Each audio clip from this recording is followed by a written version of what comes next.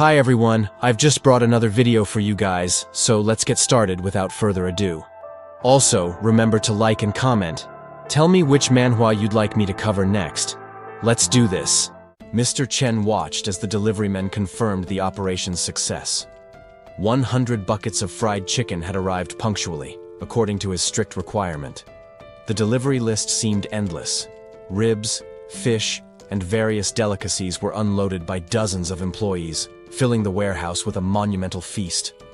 Coolly, the young man dismissed the team. As they left, his mind focused only on the countdown.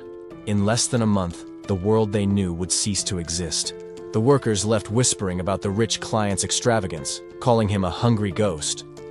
They had no idea that money would soon lose all value. An ironic smile appeared on the young man's face. He knew that most of those people, oblivious to the cruel fate, would soon become part of the apocalypse's macabre statistics. As soon as he was alone, he locked the heavy warehouse door. It was crucial to ensure that no one interfered with his final preparations. Faced with the stacks of boxes, a sense of triumph washed over him. Being surrounded by so many resources brought a comfort and security he hadn't felt in a long time. Without wasting time, Chen invoked his power. An ethereal energy began to flow from his hands, ready to process every gram of food. As he stored the roast duck in his dimensional space, the memory of extreme hunger struck him. In his past life, scarcity had been his greatest torment during the end times. Memories of the bloody future flooded his mind. He recalled the exact moment when humanity collapsed and the zombie plague took over 80% of the population. In that hellish scenario, survival was a brutal lottery. Only a tiny fraction of the population would withstand the initial massacre to awaken supernatural powers. Among the few survivors, physical, elemental, and mental abilities emerged. They were the new weapons needed in a desperate war for existence, but he had hit the jackpot. Amidst the chaos, Chen had awakened a spatial attribute ability, something extremely rare and coveted. That power had given him a legendary title in his previous life. He had become the Sovereign of the Void, an entity capable of manipulating reality itself around him. However, fear had made him fail. He hid for so long that, in the end, only he remained in a world dominated by monsters, with no other living humans. The memories of the end were vivid in his mind. Chen recalled a destroyed world, buried under the weight of despair and ruin. In that previous existence, the young man had reached his absolute limit. He no longer had any will to continue fighting in that hell. The protagonist then closed his eyes, ready to accept the eternal silence and the end of all his suffering. However, instead of death, he felt an abrupt shift in reality. His consciousness suddenly awakened. Chen Luo got out of bed, stunned and in disbelief. Against all odds, he realized that he had returned to the past. The young man checked the date immediately to confirm. It was real. Fate had given him a second chance before the global catastrophe began. Although his combat powers had disappeared with the regression, Chen discovered something crucial. The dimensional storage from his past life was still with him. In that dark future, food would be the most valuable resource. The protagonist knew that, with this preserved ability, survival would be within his reach. Furthermore, that dimension had the property of stopping time.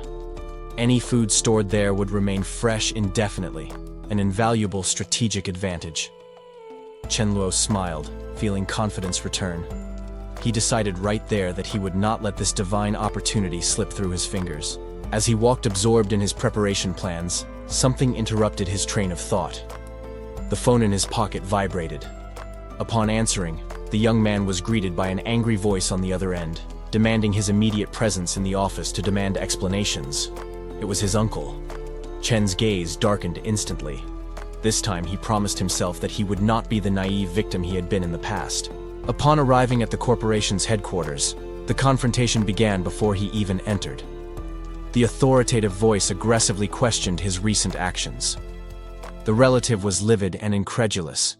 He confronted Chen Luo about the sudden liquidation of a fortune in shares for a value far below the market, without understanding the real reason. The uncle completely lost control, slamming his hand on the table in frustration at the absurd spending. He demanded immediate answers about the fate of the company's fortune. He mocked his nephew, asking sarcastically if someone was threatening him to waste so much money, or if he was going through difficulties.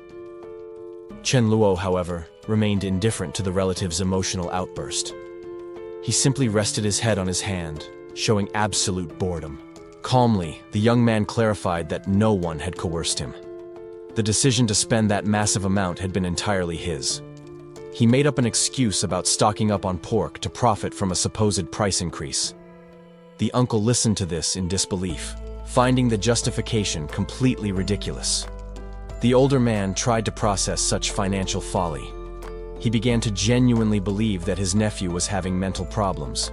Chen Luo just scratched his head, unconcerned, and informed him that it would be impossible to recover the money now. For him, the matter was closed. Without giving more importance to the conversation or the family hierarchy, the young man stood up and turned his back, deciding to leave. The uncle tried to protest and call him back, but Chen Luo's attention was already elsewhere. Something more urgent demanded his focus. Ignoring the fury of the relative who planned to punish him later, the protagonist left the room answering a priority call. Already in the hallway, Chen Luo focused entirely on the device. The message he had received was crucial for his survival plans. His eyes locked onto the confirmation he was waiting for. They had found what he was looking for and needed him to validate the discovery with a photo. He agreed to verify it immediately, recognizing its invaluable worth. Chen recalled a famous list made by survivors in the apocalyptic future. The being that occupied the top spot in the electric attribute ranking, known by the moniker Lightning Sorcerer, was, in fact, a dog. However, in that desolate future where food was scarce, the powerful creature was not revered. Most survivors saw the animal only as fresh meat. The young man finally located his target. With a triumphant smile, Chen Luo advanced towards the creature he had been searching for. In his past life, he was the only one to defeat and consume that beast. The memory of the taste of that meat still remained vivid and irresistible in his mind. There was no doubt. The torn ear was the definitive proof that this small animal would become the fearsome Thunder Sorcerer. The protagonist made a silent promise to the photo on his cell phone. He would ensure the best treatment and the most abundant food for his future companion. Chen Luo quickened his pace, determined to arrive on time. His goal was clear: save the creature and secure its loyalty as master before it was too late. To prioritize this mission, the young man invented an urgent excuse and abandoned the meeting with his uncle without looking back. While the furious relative swore that this would be their last conversation, Chen just smiled, aware that priorities had changed. Upon arriving at his destination, the young man immediately demanded the presence of the owner, with no time to waste on formalities. The place was a restaurant specializing in dog meat. If he had been any later, the future supreme being would have become stew.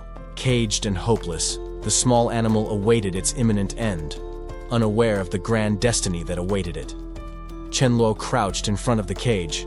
Eye contact confirmed that he had arrived at the exact moment to intervene. The young man stood up and, in an authoritative tone, demanded again the presence of the person in charge of the establishment. A middle-aged man appeared hastily, trying to appease the agitated customer with a nervous smile. Without hesitating, Chen Luo reversed the situation and accused the merchant of theft, vehemently claiming that the animal belonged to him. The young man's conviction left the restaurant owner confused, making him question the origin of the merchandise he had acquired. Chen Luo threatened to contact the authorities to investigate the establishment. He knew that this pressure would be unbearable for the merchant. The restaurant owner panicked and tried to prevent the call. The young man, however, coldly questioned whether the man intended to use violence to silence him.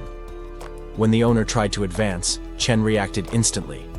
He intercepted the aggressive movement, holding the opponent's wrist firmly. The man screamed in pain as his arm was twisted. Having survived a decade of apocalypse, the protagonist had no difficulty subduing a simple thug. With the opponent subdued, Chen Luo maintained his superior posture. He inquired if the merchant still wished to continue with this useless dispute. The man's attitude changed completely in the face of defeat. He clasped his hands and begged for mercy, claiming that it was all a misunderstanding. Desperate to get rid of the problem, the owner pointed to the cage. He insisted that the young man take the animal away immediately to end the conflict. The regressor decided to accept the offer of peace. He agreed to drop the matter, satisfied to have manipulated the situation in his favor. Chen smiled as he walked away. Although he was willing to pay a fortune, getting that valuable resource for free was an absolute victory. The merchant said goodbye, relieved, grateful for the departure of the problematic customer. The young man, however, was already focusing all his attention on the rescued animal. He analyzed the puppy's behavior. There was a lucidity in the creature's gaze that confirmed Chen's suspicions about its latent potential. The animal, in turn, stared at the human with curiosity. It seemed to ponder the sudden change in destiny and whether this stranger was really its savior. Chen Luo walked down the street satisfied. The dog's evident intelligence proved that he had secured the loyalty of the future and powerful Thunder Sorcerer. The young man headed to his luxury vehicle parked nearby. The little creature followed him without hesitation, naturally accepting the new leadership. Already safe, the protagonist caressed his new companion. He decided to baptize the animal right there, conferring upon it the grandiose title that would define it in the battles to come. Chen Luo drove down the road, making plans for the immediate future. He decided that he needed to strengthen the bond with the newly acquired creature, starting with some gifts. On the way, the young man spotted a familiar figure at a guard post and stopped the vehicle immediately to investigate. It was Su Daju. The protagonist instantly recognized the man who had been fundamental in his past life. Painful memories surfaced. Chen recalled how that guard used brute force to protect him before he mastered his own void travel powers. In that old timeline, Daju had sacrificed himself heroically, holding back a horde of monsters to ensure that Chen could escape with his life. Now, seeing the man alive and unharmed before him, the young man felt a mix of relief and determination. Chen Luo made a silent promise to himself. This time, he would change the fate of that loyal soldier and ensure he had a prosperous life. The protagonist invited the guard out after his shift. His real intention was to recruit him to his team before the apocalypse began. Daju, however, seemed confused and embarrassed by the sudden approach, misunderstanding the rich young man's interest. Chen ignored the other's embarrassment, focused on strategy. He needed frontline fighters to compensate for the defensive weaknesses of his spatial ability. The little dog watched the interaction, still unaware of the grand role it would play in its new owner's plans. Later, back in his residence, Chen Luo began caring for his new companion. The priority was ensuring hygiene before the global crisis broke out. While bathing the animal, the young man reflected on how clean water would become a rare resource, remembering the loneliness of being the last survivor. His mind wandered, trying to recall the identities of other individuals who would become powerful in the future. But the memories were vague. Regardless of the uncertainties, Chen dried the animal firmly. He was determined to form his own private army, starting right there. Aware that his spatial ability was not suited for direct combat, Chen Luo decided he needed an alternative strategy. The solution would be to build a fortified base to compensate for this tactical weakness. This required a massive stock of materials. The young man began planning the acquisition of generators and varied supplies, ensuring nothing was lacking in his future refuge. He remembered that, in the apocalyptic future, natural sources would be contaminated by incurable plagues. Survivors would have to rely exclusively on purified rainwater to avoid dying from poisoning. Suddenly, a lapse in memory hit him hard. Amid so many logistical preparations, he had completely forgotten to order a batch of high-voltage electric batons. The puppy was startled by the sudden jolt, but Chen Luo quickly reassured it. Those brutal weapons would only be used against the zombies to come, never against his new companion. The protagonist knew, from experience in his past life, that those shock batons were the most effective tools for self-defense during the initial phase of the cataclysm. Without wasting time, he picked up his cell phone to resolve the issue immediately. He needed to select the models carefully and define the exact location for the delivery of the armaments. Later, Chen served a meal to the animal. He watched the little companion's voracious appetite and gently advised it to eat slowly, so it wouldn't choke on the meat. The young man made a solemn promise to his new friend. Thanks to his dimensional space, he would ensure that they both had full bellies every day, regardless of the external chaos. To his amusement, Batata tried to mimic the human posture of sitting while eating. The intelligence demonstrated by the creature confirmed that this was not, in fact, an ordinary dog. While finishing his own meal, Chen Luo enjoyed the brief moment of domestic calm, aware that difficult and bloody times were approaching rapidly. However, the tranquility was suddenly interrupted. He noticed a shadow approaching through the glass door, and realized that someone was about to enter without warning.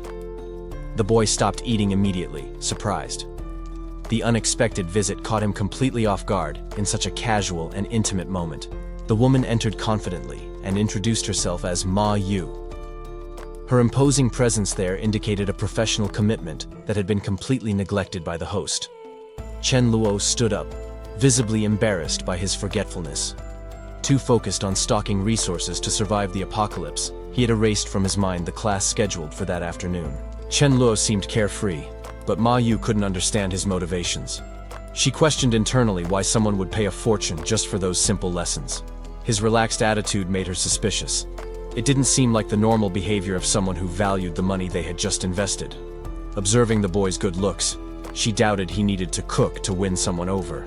The whole situation seemed like a waste of time and energy in her view. The young man presented the ingredients, keeping his true objective a secret. Learning to cook was, in fact, a safety measure to ensure his quality of life in the approaching apocalypse. Without wasting time, Ma Yu began the practical instruction with a meat dish. Chen Luo agreed readily, focused on absorbing the skill as quickly as possible. However, he made a point of stipulating a specific financial condition. Payment would only be made at the end of the month, a deadline he knew was irrelevant given the imminent future. The practice, however, proved to be an immediate disaster. Under the critical and stern gaze of the instructor, the protagonist struggled awkwardly with the kitchen utensils. The excess of ingredients and his clumsiness tested Ma Yu's patience. The kitchen became a battlefield where he was clearly losing control of the situation. Exhausted and defeated by his own cooking, Chen collapsed onto the table. Ma Yu, trying to maintain professionalism in the face of failure, commented that there had at least been a slight improvement. Suddenly, his mind diverted from the culinary fiasco to an urgent strategic matter. He recalled two crucial figures he needed to contact: the Milling and Millie sisters. They were names that carried great weight in his memories from his past life. The older sister was destined to awaken a devastating firepower and become a legend among the survivors. Chen Luo observed Ma Yu, connecting the dots silently. Her presence there could be the fundamental link to reach those future powers before it was too late. With the class over, Ma Yu said goodbye, leaving the apartment. She left without imagining the strategic importance that her existence had in his complex plans. Alone again, the young man's gaze became cold and calculating. He needed to ensure that all the pieces were in the right place before chaos took over the world. Chen Luo watched Ma Yu leave. He knew that woman was just the key to achieving a much larger and more valuable goal. The young man's focus shifted instantly. His plans now revolved around two legendary figures from the future he needed to recruit. He recalled the Milling and Millie sisters. In his past life, that duo possessed a combat power that no one dared underestimate. The older one was known as Blood Rose. The protagonist knew her spiritual flames would be devastating against any enemy. However, the younger sister, Millie, was even more vital. As a super user of the light attribute, rumors said she even mastered resurrection spells. Ambition took over Chen Luo. He decided at that moment that he wouldn't choose just one. He would bring both sisters onto his team. The boy acted immediately, remembering an old saying: to win someone's loyalty, the fastest way was through their stomach. He accessed his memories about their preferences. Milling had a weakness for spicy Sichuan cuisine and grapes. Meanwhile, the youngest adored fish and stewed meat. Chen Luo concluded he needed to stock up on large quantities of these specific delicacies ASAP. Later, the protagonist assessed his defense equipment. The armor he had ordered seemed robust and offered the necessary protection. He wielded the new weapon, satisfied with the result. That shock lance would be able to electrocute hundreds of zombies without difficulty. Continuing his preparations, Chen Luo bought a heavy truck outright. The quick and generous transaction left the seller impressed. However, anxiety struck him that night.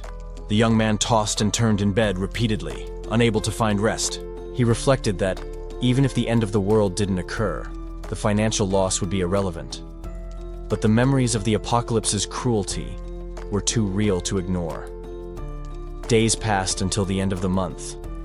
While awaiting the inevitable watching TV, the phone rang, bringing the voice of a known relative.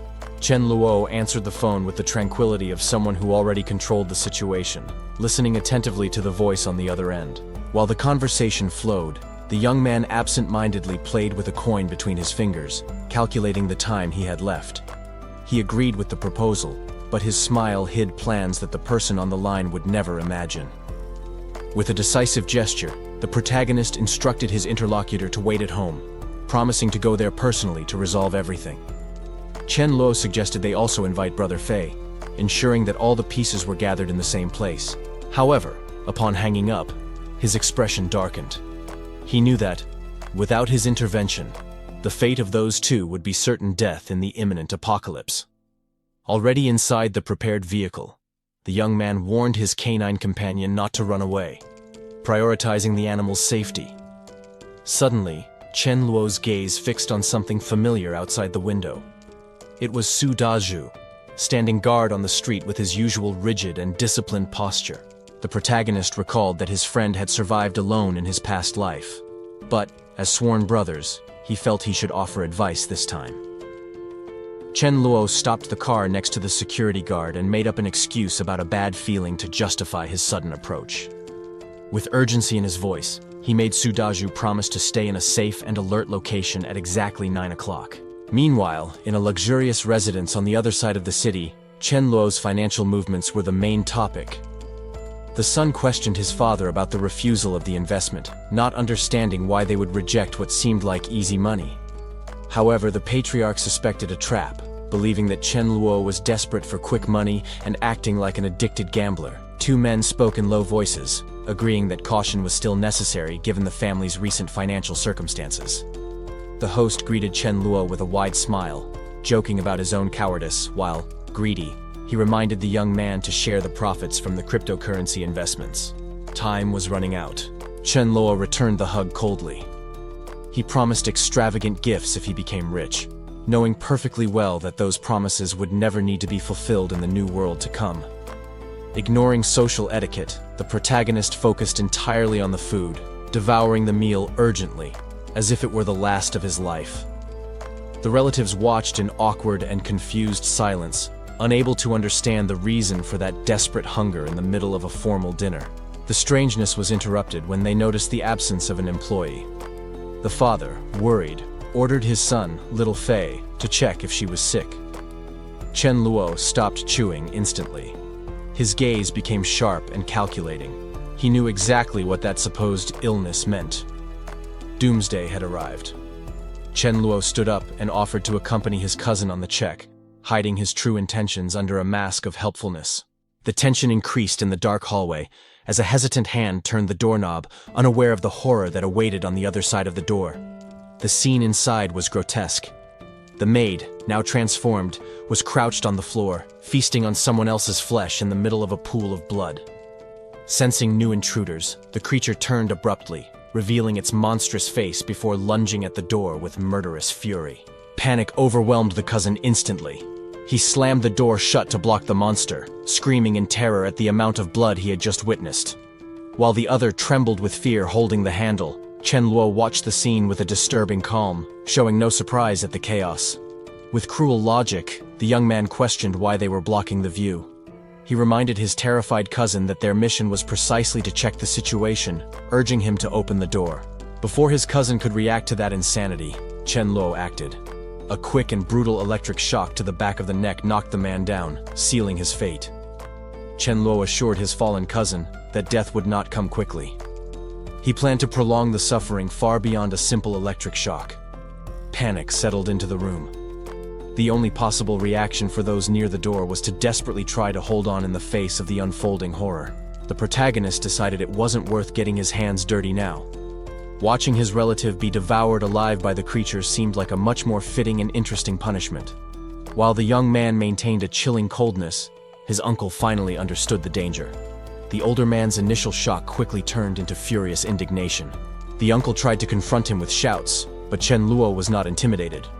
On the contrary, the young man challenged his relative to test the strength of his newly acquired powers. The older man's courage vanished in an instant. Faced with the imminent and lethal threat, he lost his aggressive stance and cowered, overcome by fear. Chen Luo prepared his next move with sadistic satisfaction.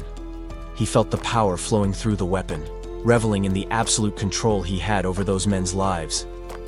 The protagonist looked down, openly mocking the other's pain. The relative's humiliation before him was only the beginning of the retribution he had planned. The uncle, now vulnerable on the floor, could hardly believe his nephew's transformation. Fear and physical pain prevented him from processing how the situation had reversed so drastically. While being consumed by the beast, the cousin begged for his father's help.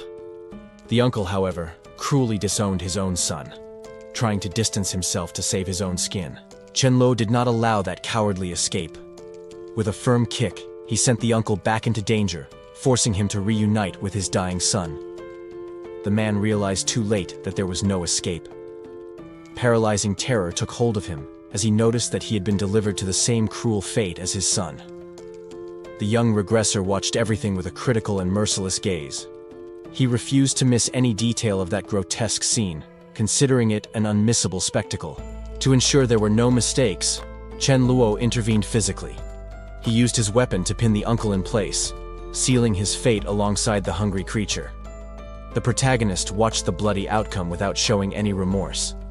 The screams of agony from the family that betrayed him now sounded like pure justice. The uncle desperately begged for his son's life, confessing his financial crimes in a frantic attempt to negotiate. However, Chen Luo remained impassive in the face of the sudden admission of guilt. He realized with horror that his nephew might have known about the betrayal all along.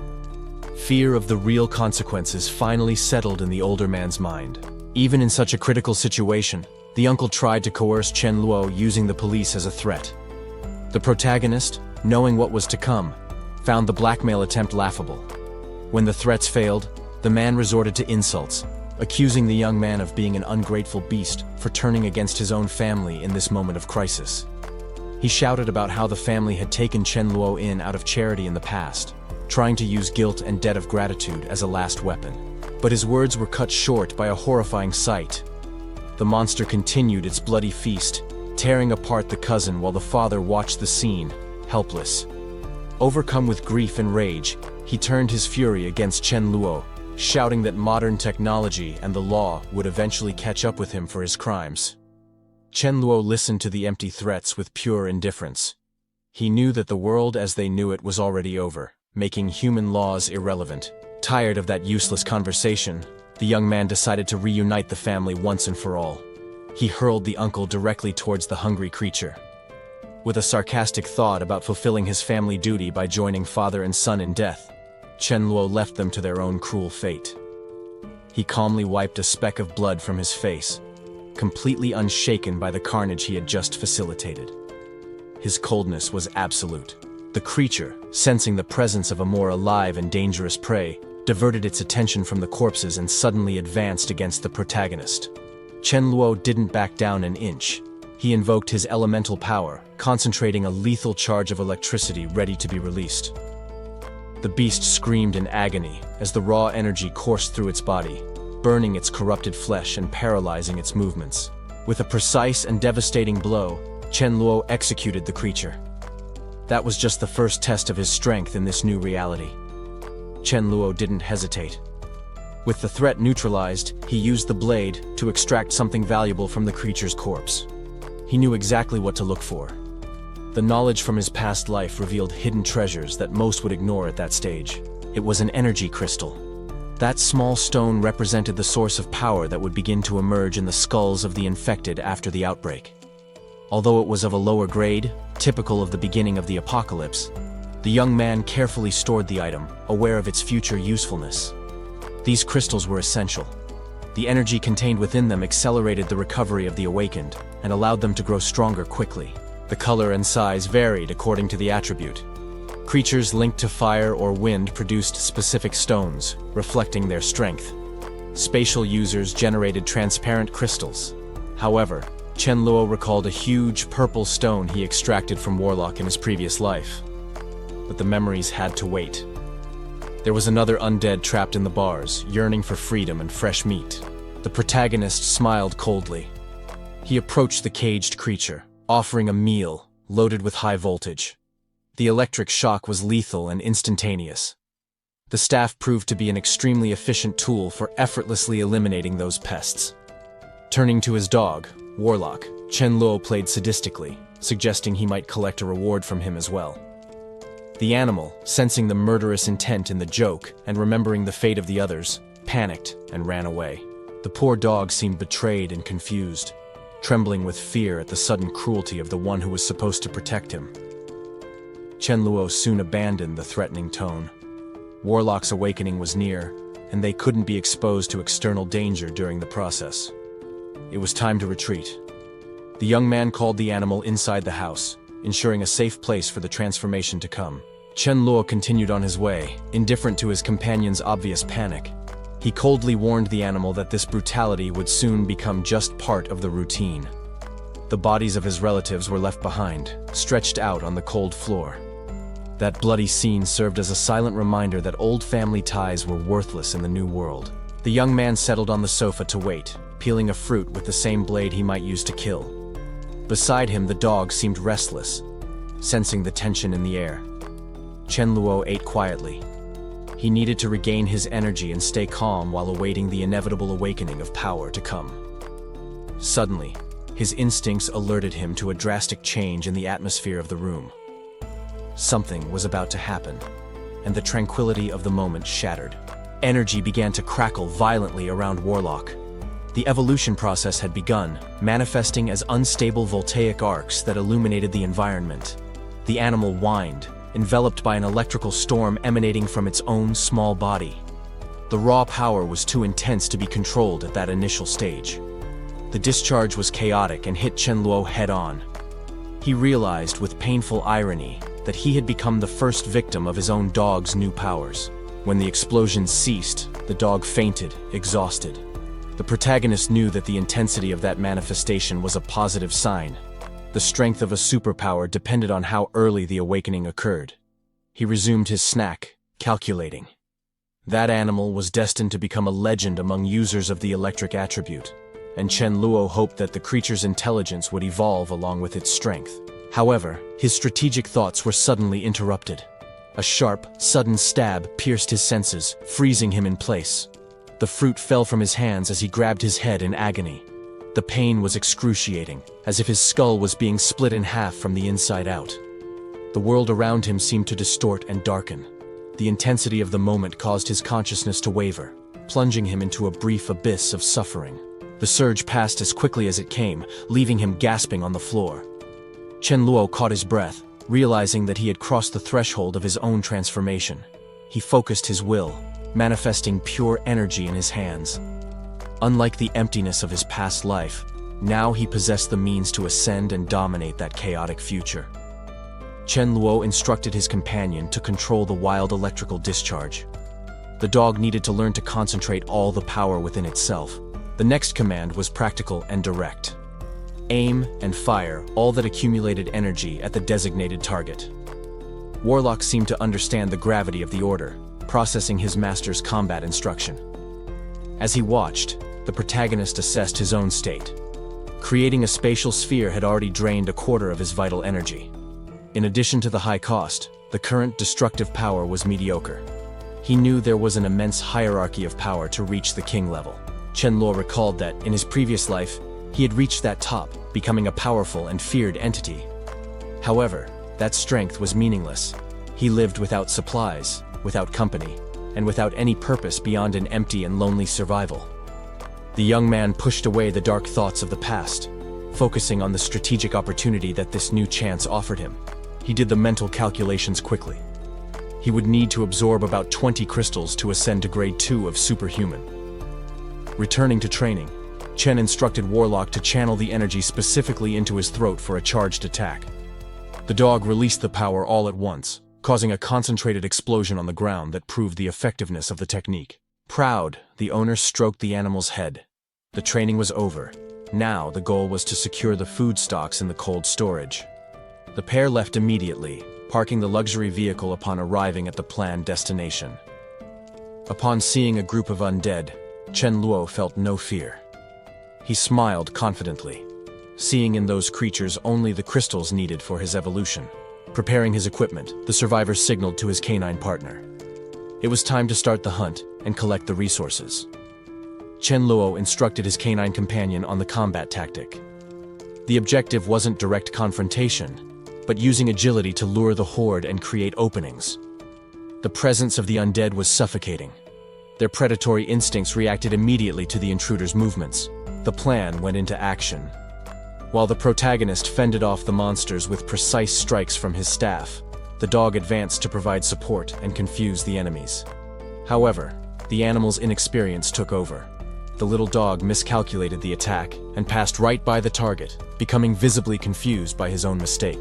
Chen Luo acted quickly to correct the failure. He pointed into the distance, ordering his partner to keep running to maintain the distraction and not get surrounded. With the zombies now focused on the fast bait, the young man took advantage of the opening. He moved away momentarily, confident that the dog's agility would keep him safe. The destination was a luxury supermarket. Upon entering, the survivor ignored the corpses on the floor, focused only on the promise of high-quality goods from that upscale neighborhood. Without wasting time, he invoked his power. Spatial energy began to spin and distort the air between his fingers, ready to devour the store's stock. The Sovereign of the Void didn't hesitate to take what he needed. With a simple gesture, he activated his ability to loot everything useful on the shelves. The harvest was extremely productive.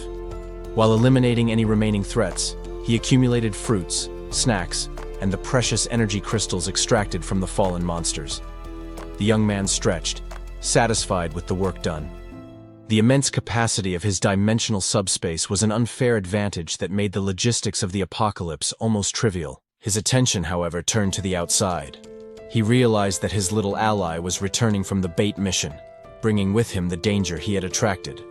The little dog seemed frustrated and dejected. He internally questioned why his efforts were ineffective, while his master eliminated enemies with such ease. Chen Luo consoled the animal, explaining that strength would come with time and patience. While stroking his companion's head, he casually dispatched the remaining zombie with his powers. The words of encouragement had an immediate effect. With renewed spirits and a wagging tail, the loyal partner was ready to head towards the next objective. Chen Luo realized that the way back to the warehouse was blocked. He decided to deal with the obstacles alone, ordering Warlock to step aside to patrol and stay safe while he cleared the area. Before he could advance, a distraction arose. Through the rearview mirror, the protagonist noticed a vehicle approaching rapidly, with the driver shouting desperately to get his attention. The other driver pulled up alongside the car, his face pale with fear. He sought confirmation for the nightmare unfolding, asking if this was really the end of the world. Panic took over the stranger, as the reality of the situation settled in. The simple mention of the word apocalypse seemed too heavy for him to process at that moment. Trying to disguise his terror with a forced smile, the man proposed an alliance. He suggested they join forces, believing they would have a better chance of surviving if they watched each other's backs. Chen Luo, however, had no interest in carrying dead weight. With absolute coldness, he rejected the offer immediately, leaving no room for negotiation. The direct refusal shocked the driver. He shouted in protest, unable to understand how someone could refuse mutual aid in the face of an imminent catastrophe. Ignoring the stranger's indignation, the protagonist accelerated. He left the other car behind, prioritizing his own objectives and the precious time he couldn't waste. As he drove, Chen reflected on his criteria. Although he planned to recruit subordinates, he sought only the elite. His supplies were vast, but not infinite, requiring caution in choosing allies. His thoughts were interrupted as he approached his destination. A click of irritation escaped his lips as he noticed the problem ahead. The only access route to the warehouse was completely obstructed. A group of undead blocked the passage, making it impossible to proceed with the vehicle. Chen Luo got out of the car, preparing for combat. Since the road was closed, he decided he would force his way through, channeling his power for the battle. The attack was quick and lethal. With precise movements, the young man began to eliminate the creatures, tearing them apart before they could offer any real resistance. More monsters emerged, jumping from all directions. The protagonist maintained his firm position, wielding his weapon and awaiting the next wave of attacks with deadly calm. One of the creatures tried to surprise him from behind. Chen Luo blocked the blow effortlessly, mocking the monster's primitive attempt at an ambush. Chen noticed the imminent attack on his back. Even with danger approaching, the protagonist maintained a calm smile. aware of his superiority. The undead's jaws snapped shut violently, seeking human flesh, but encountered unexpected resistance. The young man blocked the attack effortlessly. He mocked the creature's futile attempt, confident in the protection that his metal alloy armor offered against bites. While holding the monster, Chen joked about the situation. He treated this deadly combat as a mere pastime, humiliating the enemy before the end. The joke ended abruptly. Reminding the zombie that its time had passed, the protagonist delivered a decisive blow to end the creature's existence. However, his weapon failed at the crucial moment. The electrical energy suddenly ceased, transforming the lethal staff into a useless piece of metal. Chen stared at the equipment with disbelief and irritation. It was frustrating that the battery had run out so quickly, leaving him unarmed in the face of the remaining horde. With utter disdain, he offered the inoperable staff to the confused zombie itself. If the tool was no longer useful, he would discard it without hesitation. He didn't need technology to kill. The young man concentrated his internal energy, activating the true spatial power that flowed in his veins. A dimensional cut tore through the air. The attack was clean and devastating, separating flesh and bone with an efficiency far superior to the previous weapon. The massacre was brutal and instant. As bodies fell, onlookers were terrified by the insane ease with which he decimated the monsters. The small dog watched uncomprehendingly, while the other survivors questioned the stranger's motives, judging him cold and calculating. Ignoring their distrust, Chen invited the animal inside. He was eager to demonstrate the true potential of his modified vehicle. The survivors, however, coveted the armored truck. Greed outweighed gratitude, and they began plotting to steal that valuable resource. However, hesitation arose when they noticed a crucial detail. That man wasn't just driving a mobile fortress. He himself wore impenetrable armor. Chen Luo wasted no time looking for keys. He floored the truck, determined to carve his own path through the reinforced gates. The impact was liberating.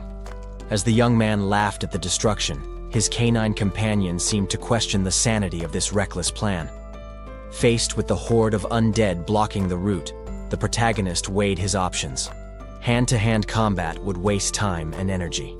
The solution was brutally simple. He kept his foot on the gas, turning the heavy vehicle into a weapon that crushed everything ahead. From atop a nearby structure, survivors watched the carnage. The violence of that arrival left the group stunned. Initial despair turned into opportunity. They considered asking the unknown driver for help to escape this infested location. However, hesitation soon surfaced. Blindly trusting someone capable of such brutality seemed risky to the trio. Observing the now cleared courtyard, the group's dynamic shifted. The idea of cooperation began to give way to more selfish thoughts. Fear was replaced by greed. They realized the newcomer wasn't just a ride, but a source of resources. One of them noticed Chen Luo's equipment. The sophisticated armor the young man wore indicated he possessed high-value items. The protagonist confidently stepped out of the vehicle. He seemed unconcerned about the hostile environment around him. Greed overcame prudence. The group decided that, instead of asking for help, they would try to ambush and rob the stranger who invaded their territory. Ignoring the threat above, Chen Luo used his skill. He calmly extracted energy crystals from the corpses he had just run over. The woman from the group came down to approach him, feigning gratitude. She tried to maintain a friendly facade, acting as if he had intentionally saved them. Chen Luo, however, remained cold. He ignored the thanks and demanded to know if there was anyone else alive besides the three he had detected. The group's gratitude was short-lived. As soon as they felt safe, the survivors shifted their stance and restrained the young man, believing they were in control. Chen Luo wasn't surprised by the betrayal. He knew very well that the apocalypse only removed social masks and exposed human rot. The woman turned her attention to the animal.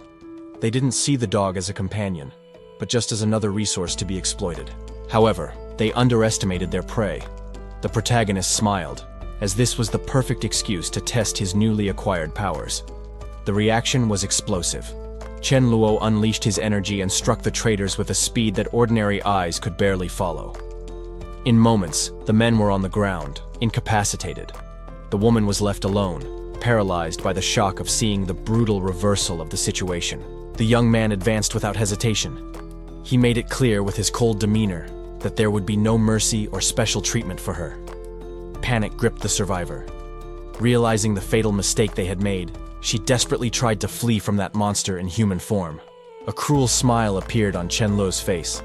He had already discarded the naive pity of his past life. The loyal guard dog understood his owner's intention. The black beast intercepted the fugitive with a precise leap before she could escape. With the nuisances eliminated, the real harvest began. The duo looted everything of value, stocking meat and supplies in the dimensional space.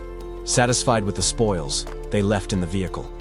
The dog seemed proud of the work done, enjoying the ride. As he drove through the night, Chen Luo's mind wandered.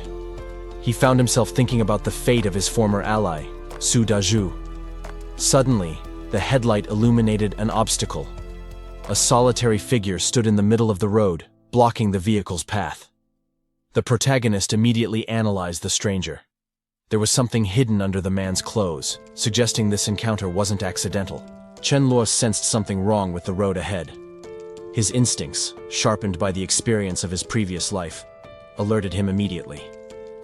A man emerged from the darkness, positioning himself in the middle of the road to block the truck with his arms open. The stranger shouted threats, demanding that the vehicle stop. He seemed to believe his intimidation would be enough to overpower the driver. Rage and arrogance twisted the bandit's face as he continued to shout his demands. Armed with a piece of metal, the man blocked the road, confident he could rob whoever was driving. Chen Luo watched the scene with disdain. He remembered how people like this acted in the past. Cowards who only talked behind your back, now emboldened by the chaos.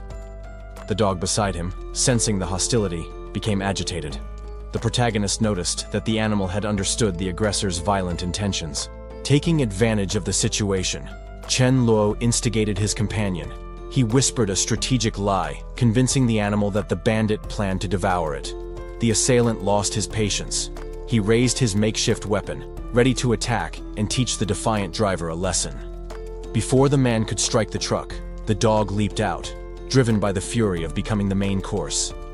The bandit tried to react, swinging his weapon at the animal while reaffirming his cruel intentions with shouts. However, he underestimated his opponent. The dog opened its mouth and unleashed a concentrated blast of elemental energy. Lightning struck the aggressor head-on. The electrical discharge coursed through his body, instantly paralyzing him amidst screams of pain. Chen Luo showed no mercy. He coldly ordered his companion to ensure the enemy's death, not content with just the shock. The young man watched the outcome with satisfaction. In a ruined world, eliminating threats quickly was the only way to survive. The black dog attacked the enemy's throat without mercy. In that new world, any hesitation would result in death, and only those willing to adapt would survive the carnage. Chen Luo drove the heavy truck, ignoring the praise of others. Observers admired his supposed courage, attributing it only to the electric baton, without imagining the true extent of his power. The vehicle maneuvered through the narrow streets of the villa complex. Parking the massive transport was difficult, but a familiar voice soon caught the protagonist's attention from one of the houses. His canine companion barked vigorously. The animal seemed to perfectly understand the urgency of the situation and its role in that chaotic scenario. While the undead chased the survivors, the dog acted as bait. Chen Luo planned to use the Thunder King to lure the zombies back to a strategic position around the vehicle. The young man got out of the truck calmly. He needed to ensure that his transport and the valuable cargo remained untouched by the other humans lurking around. A calculating smile appeared on his face as he watched the horde. He decided not to eliminate all the monsters, but rather to use them as free guards to prevent looters from approaching his supplies. The zombies surrounded the area as planned. Chen Luo felt relieved to see that his return to the past had not created a butterfly effect capable of altering the creature's basic behavior. Some undead fell to the ground, incapacitated by the static electricity. The immediate threat was contained, but the protagonist was looking for something specific among the piling bodies. Sparks flew as Chen Luo grabbed one of the zombies by the shoulders. The dog watched attentively as his owner manipulated the energy around the creature, seeking to contain it without destroying it. From above, the spectators continued to misinterpret the scene. The man next to Ma Yu commented on the power of the weapon, believing that the baton was the only source of the young man's bravery. In the midst of the electrical discharge, the protagonist finally recognized his target. He shouted the name of Da Ju, his former loyal ally, trying to reach the transformed man's consciousness. The woman watching the scene was paralyzed with shock. Upon hearing that specific name, confusion took over her, as the interaction seemed too personal for a simple fight. Chen Luo maintained his confident posture, with the energy crackling under his command. He had regained control of the situation and found exactly who he was looking for in that mess. However, fear spoke louder for the woman on the balcony. She ignored her curiosity and urged her companion to flee immediately. Fearing that the zombie cluster would bring irreversible problems, the protagonist clicked his tongue, showing impatience. Something in his plan or in his memories was not aligning as it should. The image of a young woman seeking his approval flashed in his mind. She seemed obsessed with increasing her affinity with him, no matter the cost. Chen Luo recalled the chaos of his past life. During the original outbreak, his friend Su Dazhu had fled desperately into the interior of that villa area. However, the exact memory failed at the crucial moment. The survivor could not recall in which specific residence the security guard had hidden from the monsters. With no time for thorough searches, he decided to risk everything. The young man shouted Su Dazhu's name at the top of his lungs, ignoring the necessary discretion. Chen Luo ran towards the houses, leaving his magic dog behind. The animal stood still, confused by its master's sudden recklessness. Inside one of the residences, a uniformed man reacted to the sound. The security guard immediately realized that someone was calling him outside. The girl next to him recognized the voice instantly. Terrified, she grabbed Su Dazhu's arm, begging him not to go meet Chen. The man felt her desperate grip on his uniform. He hesitated for a brief moment, torn between duty and the fear of his companion. The young woman's face was pale with apprehension. To her, that reunion seemed to signal imminent danger, not the salvation they hoped for. Su Dazhu was sweating cold, questioning the sanity of the newcomer. He knew that shouting like that was dangerous and found such an attitude strange coming from someone intelligent.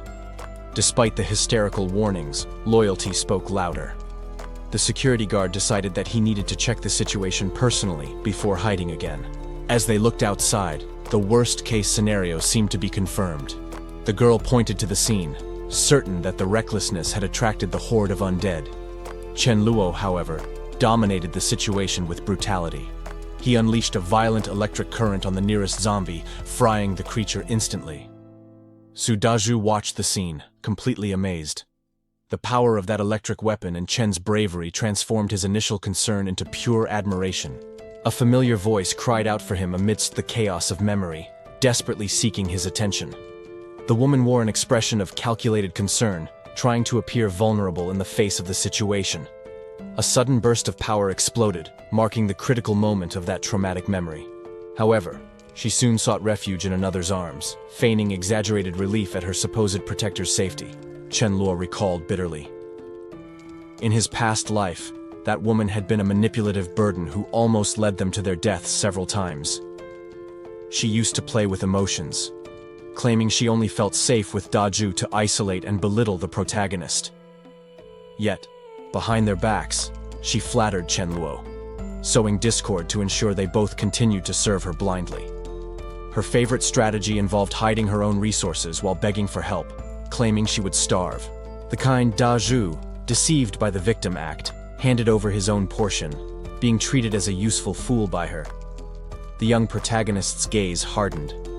If Chen Jing dared to repeat such shamelessness in this new life, he would show no mercy. She tried to approach again with false thanks and flattery, attempting to weave the same web of manipulation as before.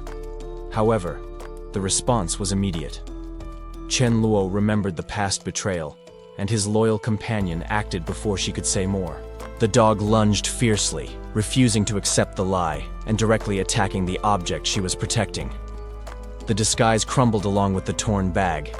Several supplies she swore she didn't have spilled onto the floor, exposing her greed. Chen Luo watched the hidden items with a cold, satisfied smile. Her charade had been dismantled instantly. Chen Luo coldly declared that he no longer cared about her fate, maintaining a disturbing calm. The young man returned the food package, suggesting she eat before going her own way. Far from there. Su Dazhu felt the weight of betrayal upon realizing she had supplies all along, while lying to him blatantly. Anger consumed the bodyguard as he understood how his goodwill and loyalty had been exploited for pure pettiness. Panicked by losing control of the situation, the woman tried to snatch the package from his hands, demanding her belongings back. The physical dispute was brief and humiliating, resulting in an awkward stumble during the confusion. She collapsed to the ground, completely losing the composure and dignity she had been trying to maintain before the men. As she cried at their feet, the group's hierarchy brutally redefined itself, isolating the manipulator. Chen Luo watched everything with satisfaction, knowing that exposing that selfish side was essential to breaking his bodyguard's illusions. The protagonist seized the opportunity to whisper a harsh and necessary lesson about true human nature into his ally's ear. He then announced that she would not accompany them, using her own food as an ironic justification for the imminent abandonment. The realization that she would be left behind alone hit the woman like a devastating physical blow. Fear made her plead, begging Chen Luo and Sudaju for forgiveness in a futile attempt to reverse the situation. However, the fake crying and empty apologies did not move the young man, who remained completely indifferent to her theatrics. Ignoring the wailing, Chen Luo ordered Sudaju to begin the final preparations, and the now enlightened bodyguard obeyed without hesitation. Chen crouched down before the animal, holding a blade with a malicious smile. He needed to prepare the ground for what was to come. The dog, sensing its owner's intention, received the order to leave immediately. There was no time for hesitations or sentimental farewells. With the animal out of the way, the protagonist turned his attention to the ingredients in his hand. The real spectacle was about to begin. He presented the strong-smelling mixture to Sudaju and the woman. The pungent odor of garlic filled the air, causing immediate repulsion in the others. Chen explained his plan to use bait to attract the undead. He had meticulously prepared the scene to manipulate the approaching horde. The young man lamented with a cynical smile. Reality, unlike the movies, rarely followed a predictable or fair script for the survivors. Then, he dropped the crucial information. The garlic mixture, capable of masking human scent, would only be enough for 2 people. Someone would be left out. The tension in the room increased instantly. Sudaju and the woman realized the weight of that sentence as the danger drew ever closer. Chen Jing, the woman, paled when the protagonist announced the horde's imminent arrival. Fear began to erode her composure quickly. A metallic crash echoed, confirming their worst nightmare. The iron door was under attack. The time for discussions was over. Without waiting for debate, Chen acted.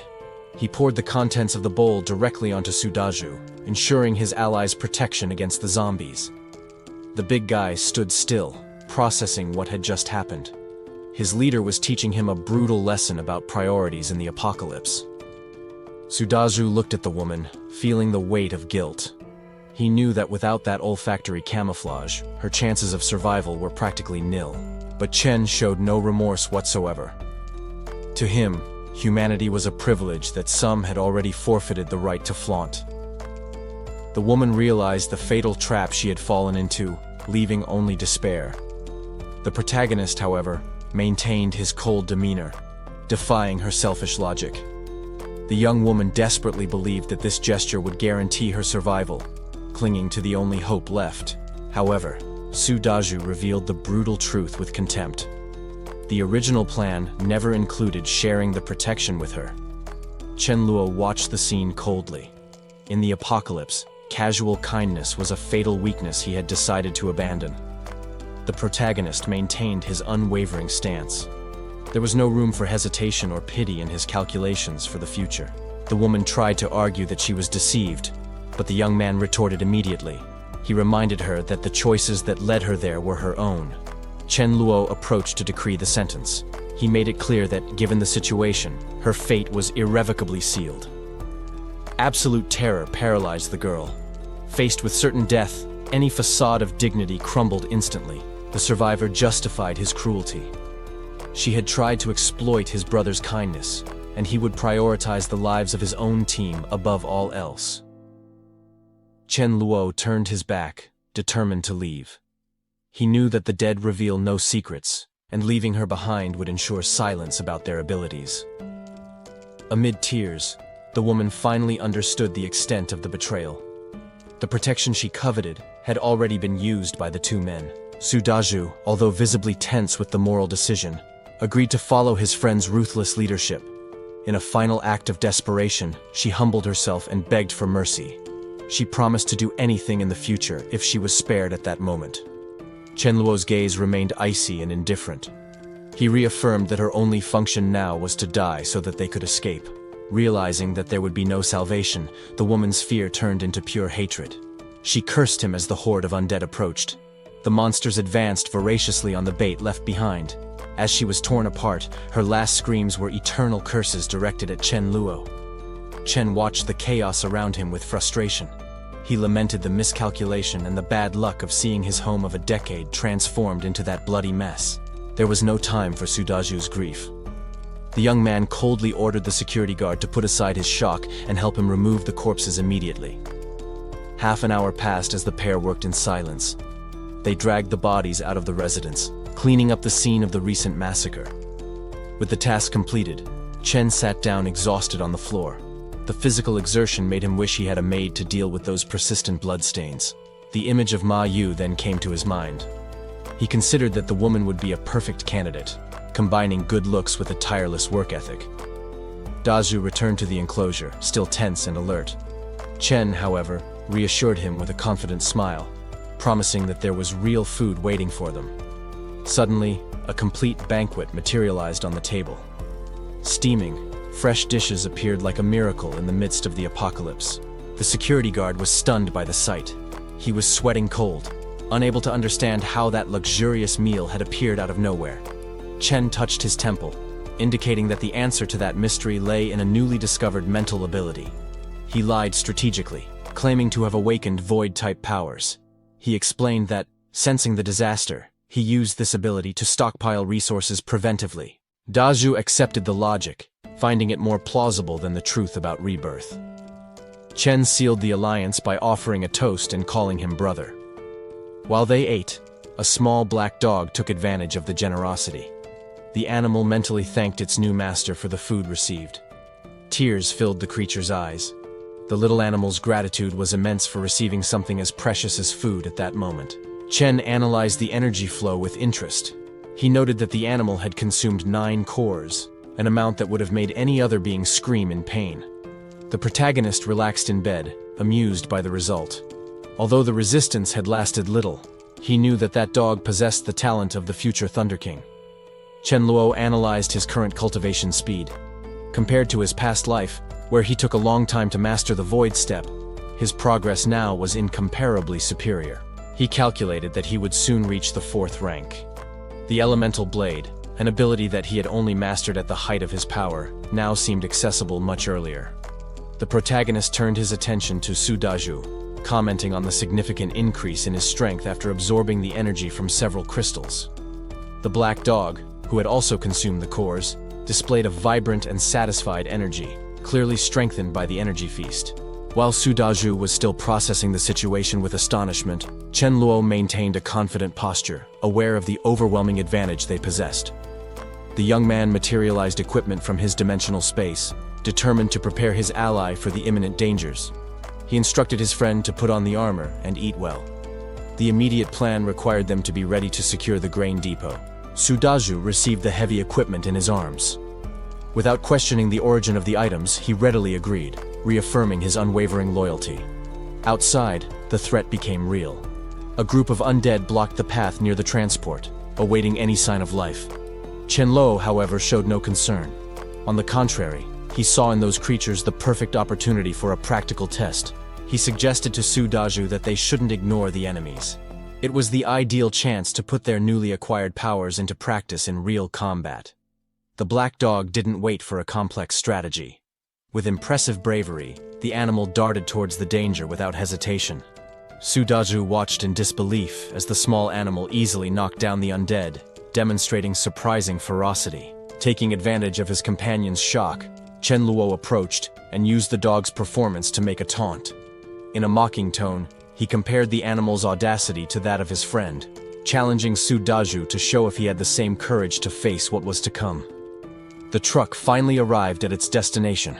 It was the grain warehouse, a strategic location for the group's survival plans. The heavy vehicle ran over the undead along the way without any mercy. Sudaju was impressed by the raw power of that war machine.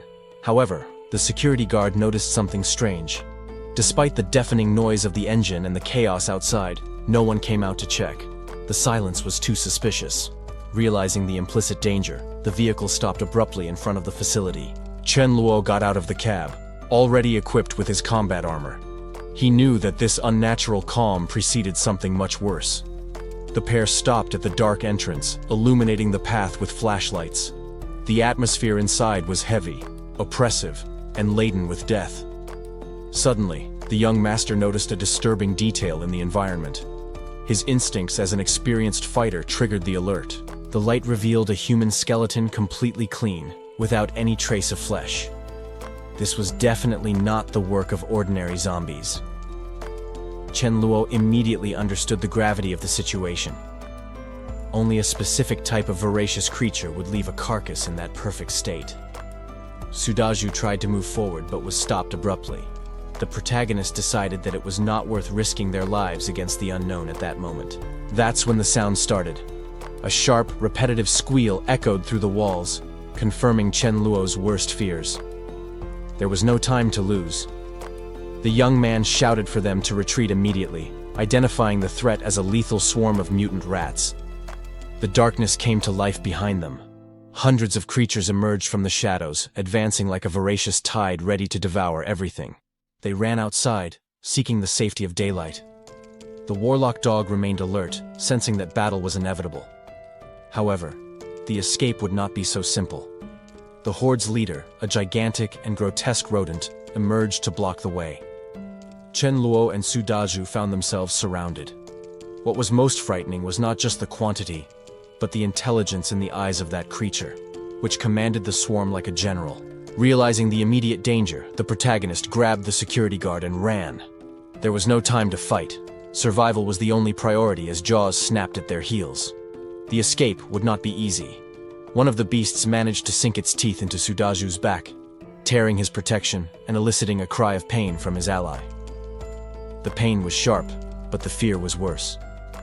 The security guard knew that, in this new world, a single wound could mean a death sentence. The young man watched the scene with urgency. He needed to act fast before they were completely subdued by the relentless tide of rodents.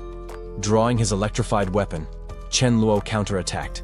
He struck with precision, knocking down the rats that were jumping towards his companion. However, there were too many. Sudaju was being overwhelmed by the creatures that were climbing his body, with teeth seeking flesh despite the armor. The protagonist unleashed more power, his blows becoming a blur of motion. He needed to clear the way and prevent the security guard from being devoured alive. Fortunately, the electric rod was effective against the smaller ones. However, Chen's mind worked fast. Dealing with the minions was one thing, but the gang leader was still a threat. They positioned themselves as a menacing presence loomed over the place. Chen Luo immediately identified it. This wasn't just a big rat, it was clearly a mutant. Generally, evolution took time and most creatures mutated slowly. However, there were always anomalous exceptions that gained power very early. It was pure bad luck to find one of these anomalies right at the beginning. Chen Luo cursed his luck, but channeled his energy into a decisive blow.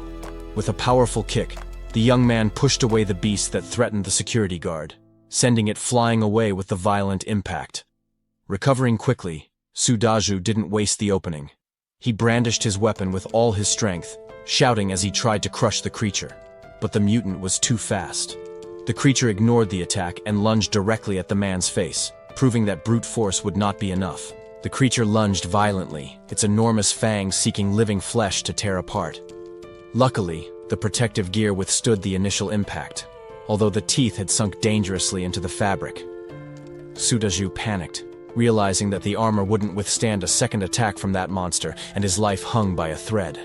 Chen Luo quickly intervened, calculating that the enemy possessed a level of power far above the ordinary, requiring caution. To create a tactical opening, the protagonist threw a piece of fresh meat into the middle of the chaos.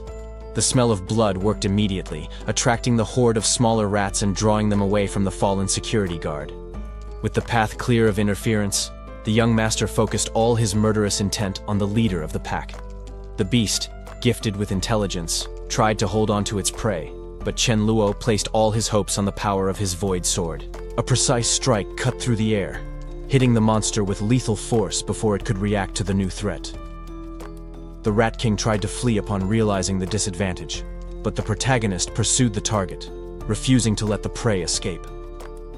Upon defeating the creature, a valuable energy crystal materialized and fell directly into Chen Luo's hands. The young man explained to his friend, now safe, that the carcasses of that monster would be perfect for forging weapons in the future. Su Dazhu was stunned and confused to see the giant corpse disappear instantly before his eyes.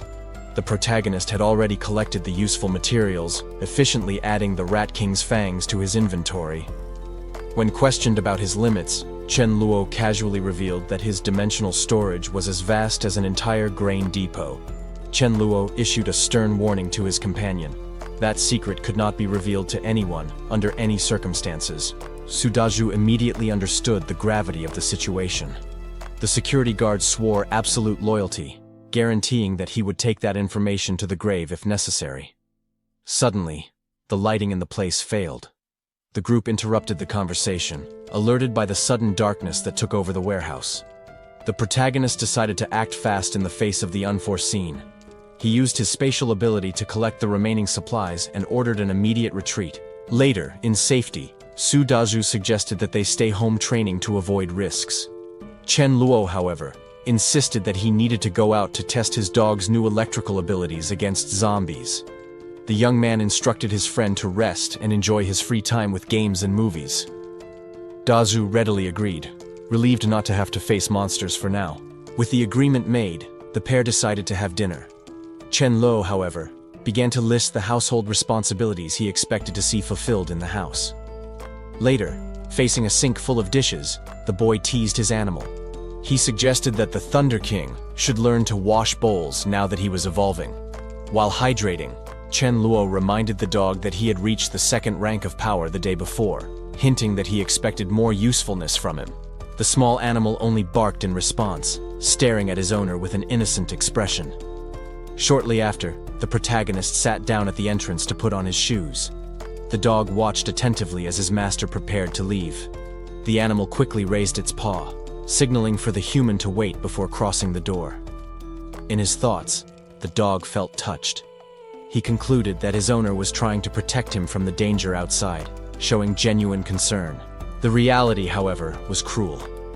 Chen Luo smiled and handed 2 bags of trash to the animal, ordering him to take them outside, to the animal's total outrage.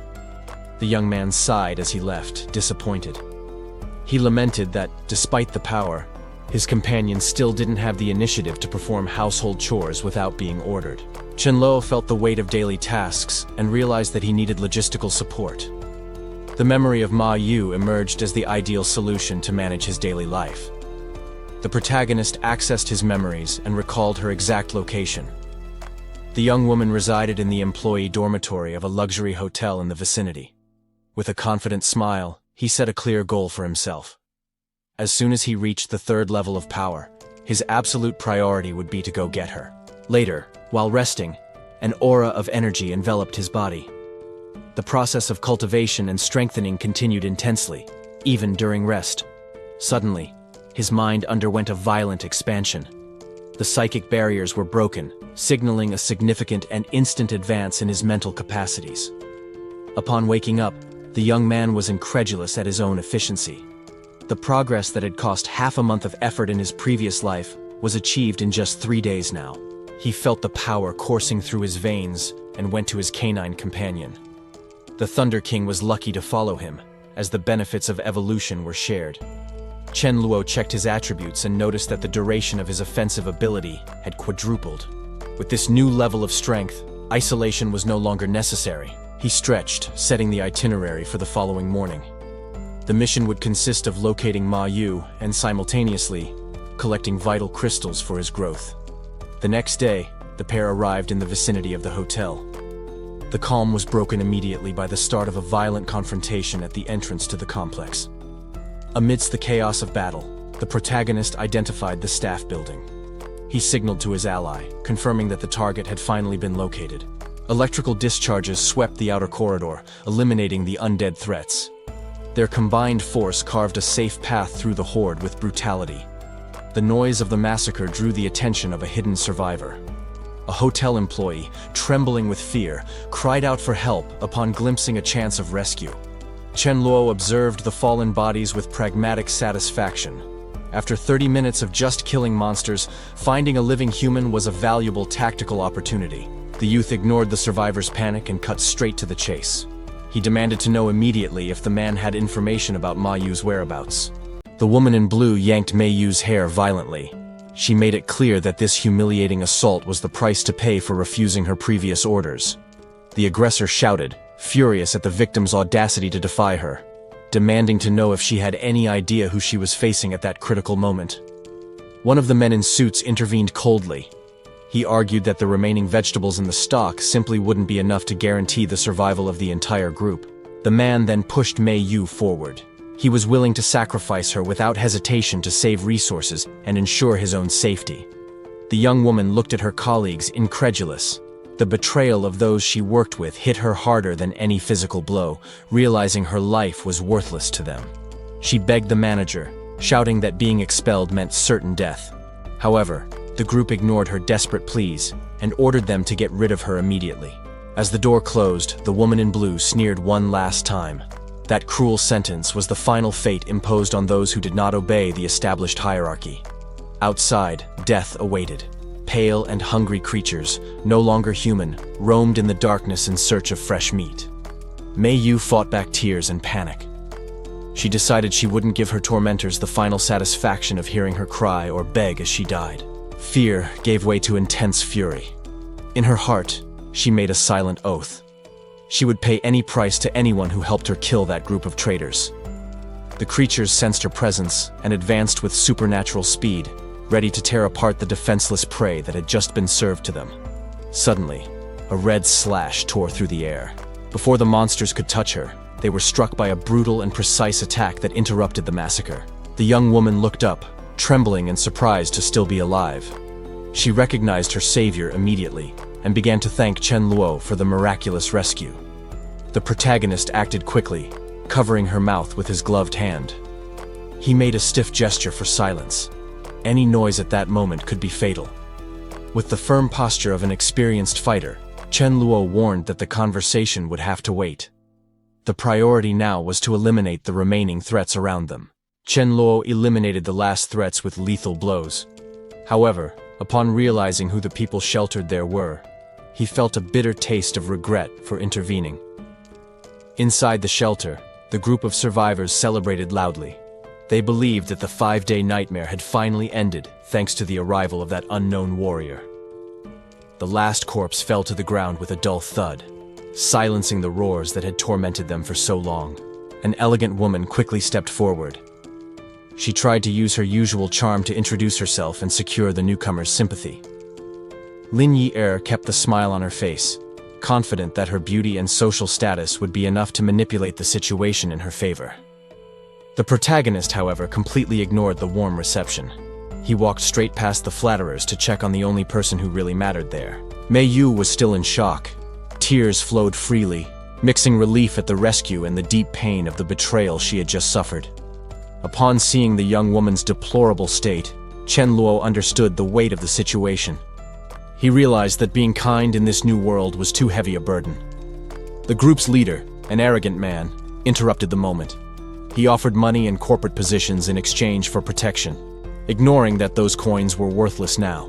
Chen Luo's response was physical and immediate. A violent slap cracked in the air, silencing the absurd proposal and knocking down the executive's arrogance. The other members of the group recoiled, paralyzed by shock. The sudden violence against someone of high status left them without reaction. Even stunned and with his face throbbing, the man insisted. He tried to negotiate again, treating his own survival as a business transaction. Chen Luo turned his back, emanating a threatening aura. He made it clear that he would have no mercy if he considered that group his enemies. The young man smiled coldly, amused by their audacity. He decided he wouldn't make things easy. Their survival now depended only on luck. Before finishing, Chen Luo grabbed the leader by the collar.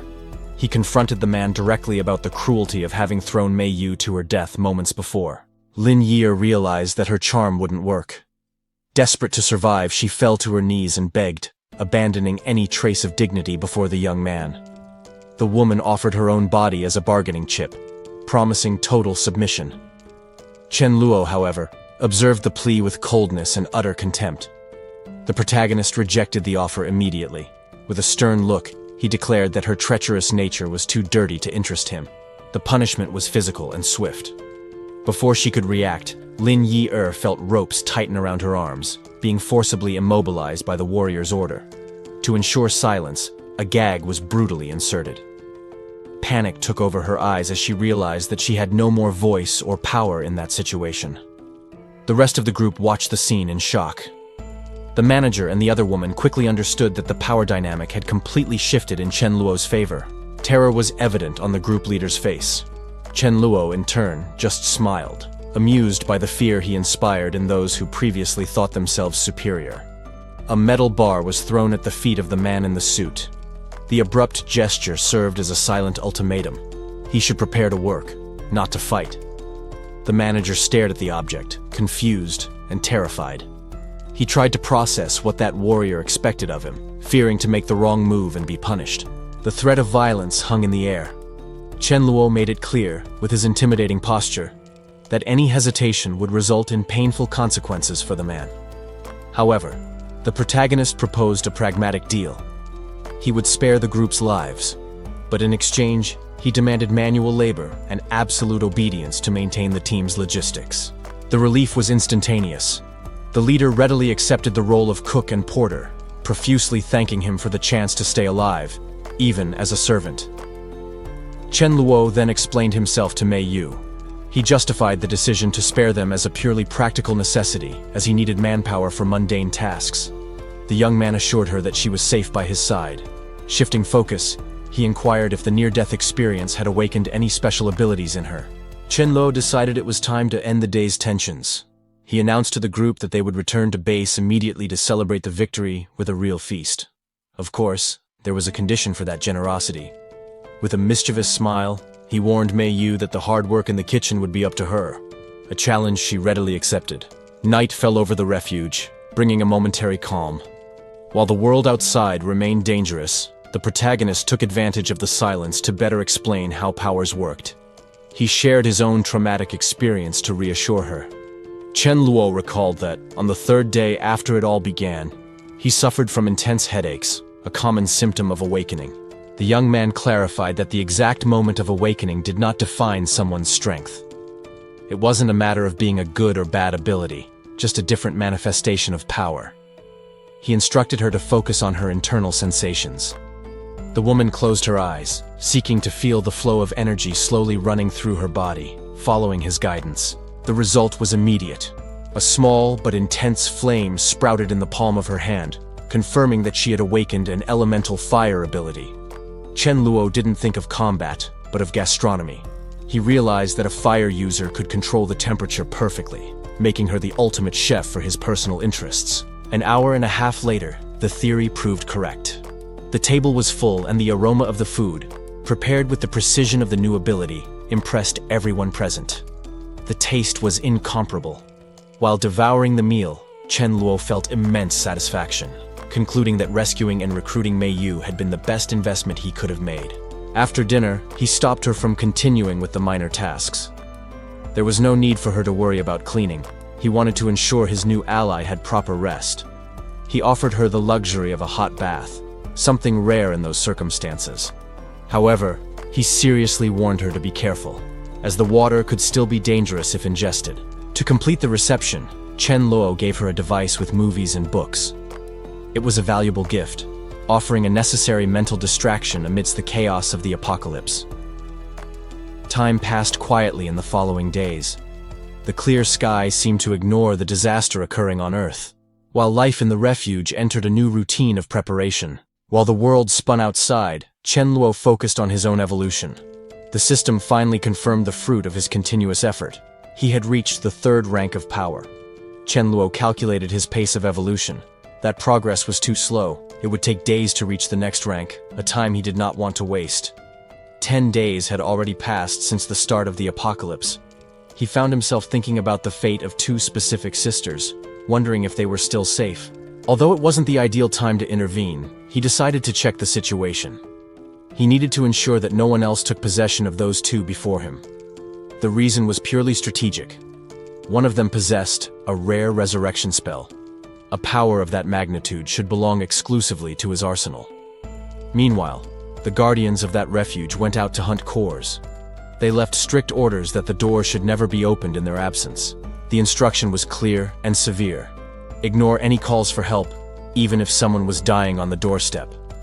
Internal security was the absolute priority. Night covered the residential complex, concealing both the monsters and the intentions of those who moved furtively through the shadows of the city.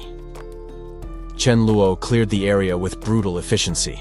He decimated the creatures around, accounting for each kill to maximize his experience gains. With the massacre over for now, he turned his attention to the real goal. The sisters lived in the area just ahead, waiting to be found. He rummaged through his memories in search of the exact address. If his memory served him right, the target was in apartment 201 of the 3rd unit. Standing before the building, Chen Luo instructed his dog to act naturally.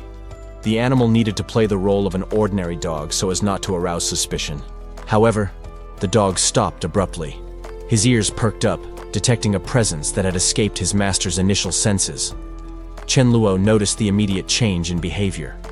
The animal's low, defensive growl indicated that something unexpected was about to happen. A shout echoed from the dense vegetation, calling the dog's name with a tone of surprised recognition. Before they could react, a white blur jumped out of the bushes. A cat collided with the black dog, turning the tension of the moment into sudden chaos. Chen Luo stopped short upon hearing an unexpected sound. A meow broke the silence of the night, completely diverting his attention from the main mission. The little creature seemed helpless and mournful. Faced with such a scene, the instinct to take the animal in and take it home arose almost instantly. However, the Lightning King did not take well to the competition. The dog reacted with hostility and jealousy, forcing his owner to intervene in the territorial dispute. It was then that something more important happened. A voice echoed nearby, and Chen Luo felt a shock of recognition upon identifying the familiar timbre. The feline also noticed the change in the atmosphere. Its instincts became sharp, reacting immediately to the sudden presence that was manifesting in the environment. The protagonist scolded his canine companion for his aggression. He saw the cat as a valuable asset and was determined to protect it, regardless of the dog's jealousy. Chen Luo held the animal firmly, ignoring Lightning King's silent protests. The situation seemed under control, at least as far as the animals were concerned. He reinforced his scolding of the dog, making it clear who was to blame for the mess. The young man's focus remained on the creature in his arms, who seemed to have won the dispute. To his surprise, the critter showed a specific interest in dried fish. Chen Luo was intrigued, wondering how the animal knew exactly what he carried in his inventory. Even so, he decided to feed the creature. In the protagonist's logic, accepting the food was the same as accepting a new owner, sealing a silent contract of ownership. However, the true owner watched everything from above. Mi Li appeared on the balcony, noticing the stranger improperly interacting with her pet. Chen Luo soon understood the misunderstanding upon hearing the critter's name. The cat already had a home, a detail his future memories failed to predict, creating a strategic doubt. The girl wasted no time and came down to intervene. Enveloped in an aura of power, she quickly approached to reclaim what belonged to her. With an agile movement, she rescued the feline from the young man's hands. Despite the brusque action, she noticed through her keen senses that the intruder did not emanate malicious intentions. Mi Li comforted her pet, apologizing for the scare. Although relieved, she remained on guard, instructing the cat to stay away from that unknown man. Chen Luo quickly analyzed the situation.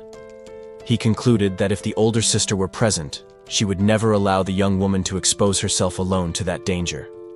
The protagonist decided to test the girl and turned his back to leave.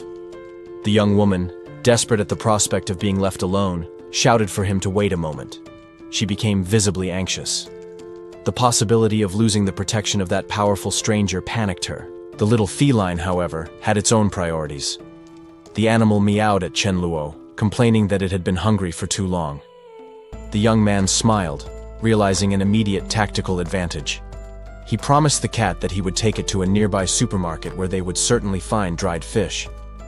Using the animal as a bargaining chip, Chen Luo made a proposal to the owner. He suggested that they cooperate to seek supplies together, combining business with pleasure.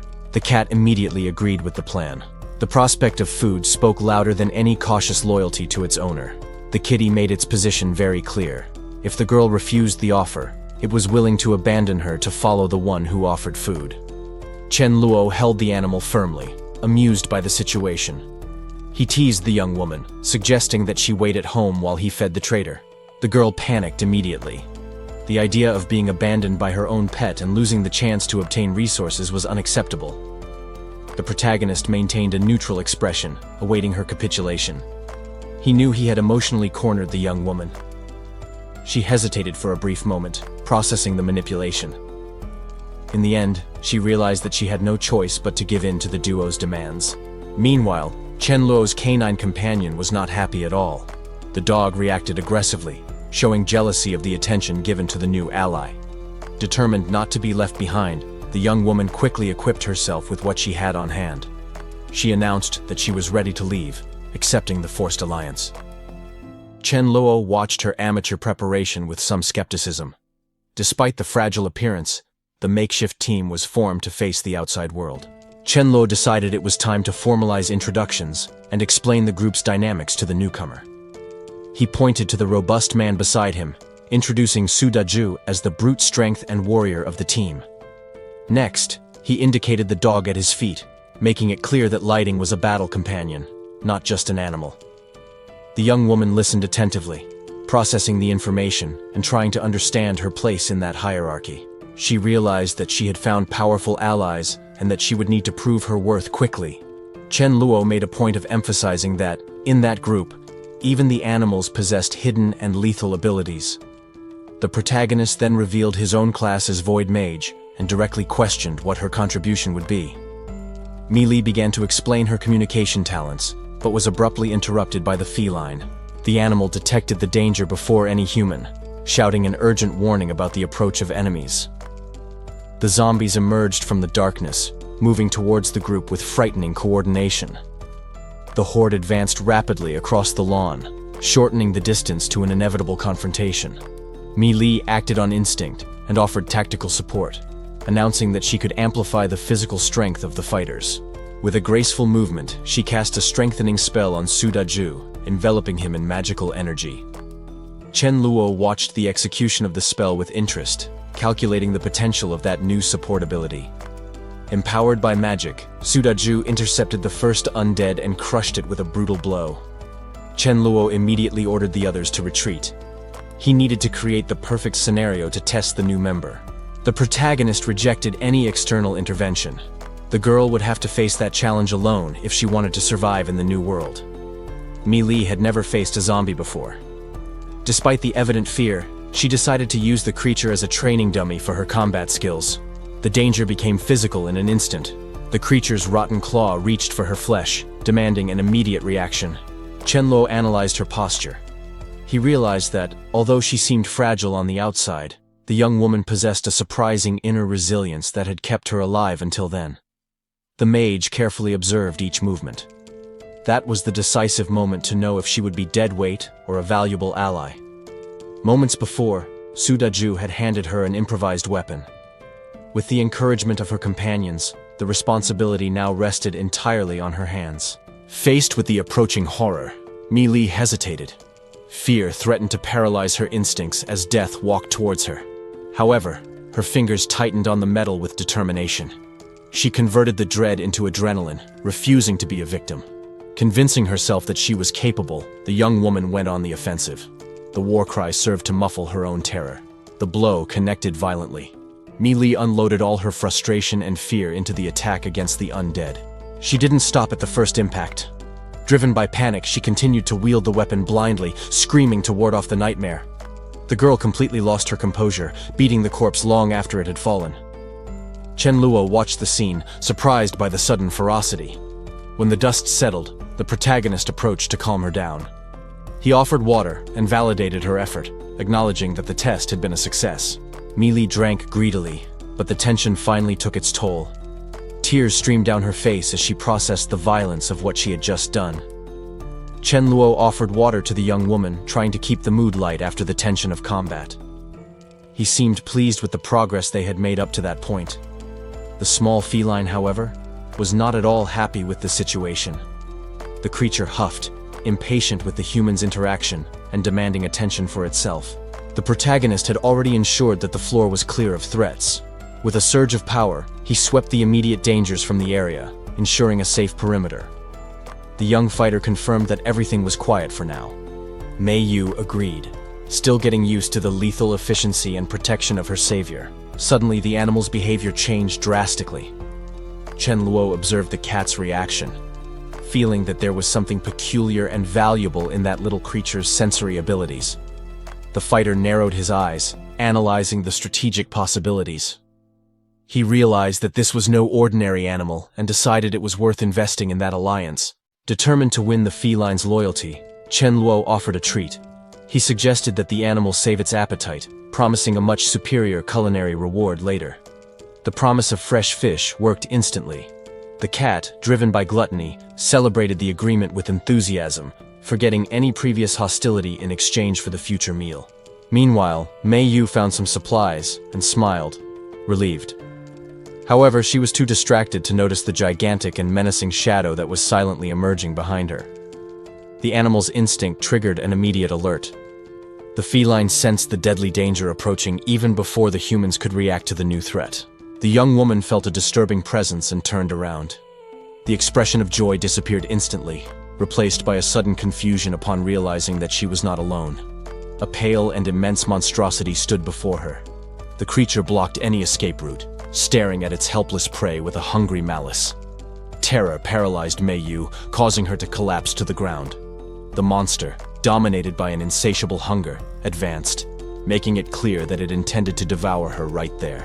Before the beast could carry out the attack, Chen Luo appeared with impressive speed. With a devastating blow, he intercepted the creature, preventing the worst. The impact unbalanced the giant, creating a perfect opening in combat. Mei Yu understood the signal and took the chance to run, moving away from the danger zone. Mei Yu closed her eyes, her body tense, awaiting the fatal impact that seemed inevitable in the face of that threat. However, firm arms supported her before the worst happened. Chen Luo held her, maintaining absolute calm in the midst of danger. The protagonist immediately identified the creature. It was a devourer, an enemy he had faced and studied countless times in his past life. Knowing the brutality of what was to come, the young man ordered her to look away to spare her from the grotesque sight of the combat. Chen Luo's mind worked quickly, recalling the brute strength of that monster and its dangerous tendency to self-destruct. He needed to be precise. Mei Yu obeyed, shrinking behind her protector, still trembling from the immediate encounter with death. While watching his broad back, the girl felt a mixture of residual fear and a new curiosity about that powerful stranger. The fighter focused his energy in the palm of his hand, preparing to end the confrontation before the beast could react. Upon noticing a gap in the devourer's defensive posture, Chen Luo realized that this was the perfect moment to counterattack. Without hesitation, he channeled all his offensive power into a single devastating blow, aiming to eradicate the threat instantly. The energy blade sliced through the air with surgical precision and controlled violence, sealing the monstrosity's fate. The monster collapsed, defeated. Chen Luo stood still, serving as a living shield between the girl and the remains of the battle. Mei Yu could hardly believe what she had just witnessed.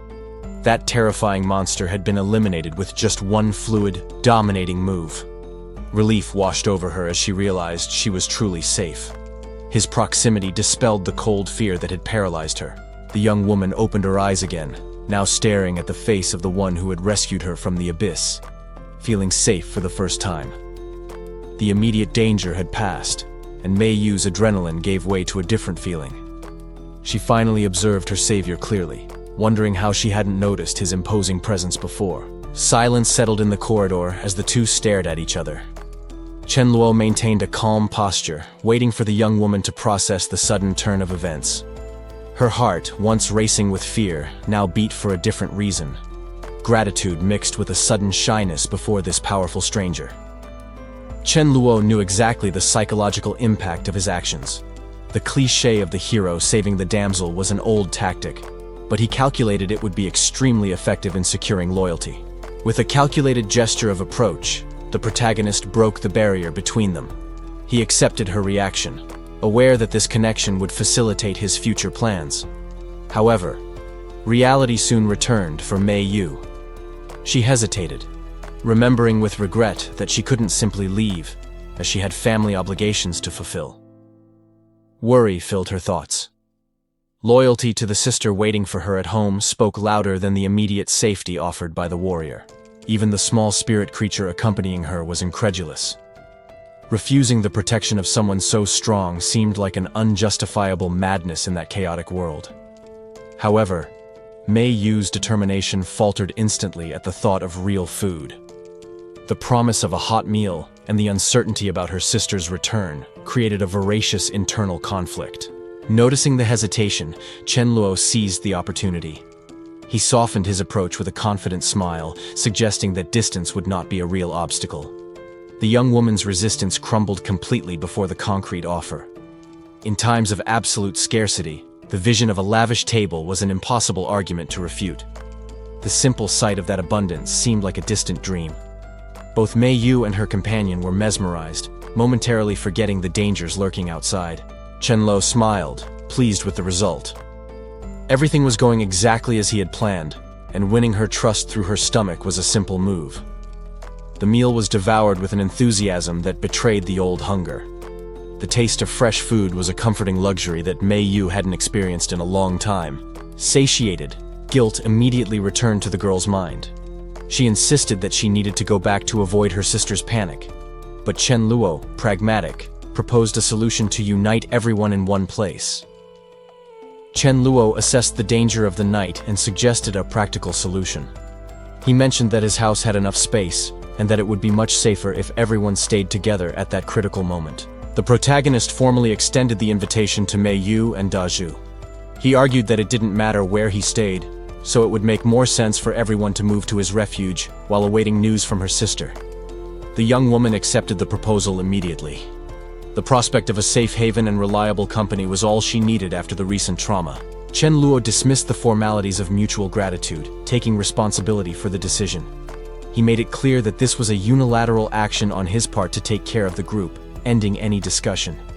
Taking the lead, the young man ordered everyone, including the dog, to prepare to leave. The move to the new location would happen at that very moment. The group's transport arrived at its destination without incident. The truck stopped in front of the residential complex, marking the end of that dangerous journey through the night city. Upon disembarking, Chen Luo guided Mei Yu inside. He reinforced the availability of rooms and the comfort of the place, ensuring that living together would be peaceful. The young man seemed pleased with how events were unfolding. Bringing allies with potential to his territory was an important strategic step. With the agreement sealed, there was no turning back. The new routine of shared survival was about to begin. A short time later, the tension outside was replaced by the comfort of home. The group gathered to eat watermelon, an unthinkable luxury in that post-apocalyptic world. Mei Yu held the fruit, her eyes welling up. She felt incredibly lucky to have found someone who offered her not only protection, but light and her favorite food. Gratitude overflowed, and she threw herself into Chen Luo's arms. The protagonist accepted the gesture, solidifying his role as the young woman's unwavering protector. While consoling her, Chen Luo maintained his calm demeanor. He knew that moments of vulnerability like that were essential to strengthening bonds of loyalty. However, he had to police himself internally so as not to spoil the moment. The young man knew he needed to maintain the facade of a noble hero so as not to scare his new protege. To break the emotional tension, Chen Luo teased Mei Yu with a light comment about the food. The young woman blushed with shame, dispelling the heavy atmosphere with a moment of relaxation. Mei Yu satiated her hunger eagerly, enjoying the newfound safety. Chen Luo watched the scene, pleased to have ensured the well-being of his new allies before proceeding. The protagonist guided the group through the residence, offering his sister's old office as a room for Su Daju. It was an improvised arrangement, but much safer than the streets. The young woman accepted the offer with visible relief. The prospect of a quiet night under a protected roof seemed like an unattainable luxury until recently. However, Chen Luo's mind remained alert. Even in that moment of domestic calm, he coldly calculated the next steps needed for the group's long-term survival. He discreetly activated his abilities, checking his current status. There was work to be done, and preparations needed before they could truly rest safely. Turning to Mei Yu, the young man offered a comforting gesture to soothe her nerves. Mutual trust needed to be solidified for this alliance to work. With the accommodations settled, Chen Luo bid farewell to the group. He announced that he would retire first, leaving the guests to settle in comfortably. Upon reaching his room door, he grasped the handle, hoping to find the silence and solitude needed to organize his thoughts and cultivate his power. However, as soon as he entered, his expression changed drastically. Surprise took over his face as he realized his private sanctuary was already occupied. His spiritual companion awaited him on the bed, adopting a demanding, almost human posture. She seemed to disapprove of her master's lateness in returning to rest. The creature soon changed its attitude, rubbing affectionately against his hand. It demanded attention and closeness, reaffirming the deep bond they shared. Chen Luo smiled, welcoming the animal. He decided to dedicate those night hours to cultivate energy together with her, strengthening both for the challenges of the next day. Meanwhile, far away, the battle raged. A command shout cut through the air amidst the chaos, signaling the critical moment of a confrontation against the monsters. Two survivors retreated in panic, trembling before the imminent danger. They hesitated to act, desperately seeking someone to protect them from total annihilation. Mi Ling took the lead in the battle, emanating power and pure frustration. She was fed up with carrying the weight of useless companions who cowardly hid behind her strength. Two men surrounded the woman, creating an unsustainable situation. She realized she would have no peace without reacting. Her patience ran out. Concentrating her inner energy, the fighter decided to retaliate against the provocation. Flames erupted violently, pushing back the immediate threat with overwhelming destructive power. The effort, however, took its toll. She became visibly exhausted, trying to catch her breath after the blast. The tension dissipated when the younger sister spotted Chen Luo. Joy took over her as she saw her savior return. The reunion was immediate. The girl ran into her older sister's arms, relieved to be together and safe again. Chen Luo watched the scene in silence, satisfied to have fulfilled his goal of reuniting them. However, his presence attracted the attention of the two men. They analyzed the newcomer, calculating the risk. Greed spoke louder. They saw in those two women a perfect opportunity to satisfy their shady desires. Trying to gain trust, the pair offered food to the younger girl. She politely refused, maintaining a certain distance. The young woman explained that Chen Luo had taken care of her, which alerted the men. They realized he was an obstacle. Mi Ling noticed the malice in the air. Her intuition screamed that the sudden courtesy hid ulterior motives. Whispering, the opportunists altered the plan. They decided they needed to neutralize the stronger sister before anything else. The man in the suit forced a friendly smile, insisting on offering supplies to lower the group's guard. The accomplice followed the game, extending the food with aggressive insistence, desperate to maintain the facade. Chen Luo immediately noticed the approach of strangers. The intentions of those people were too transparent to be ignored by the young man. One of the women suggested that the group go up to the apartment soon, trying to avoid an unnecessary confrontation at the building entrance. She kept a stern and assessing look on the newcomer. The presence of a stranger demanded absolute caution in this new reality. One of the men, however, got lost in ridiculous fantasies. The fool believed that forced coexistence with the women would be the beginning of a romance. Completely ignoring the delusions of others, Chen Luo went straight to the point. His immediate priority was ensuring there would be enough food in the place.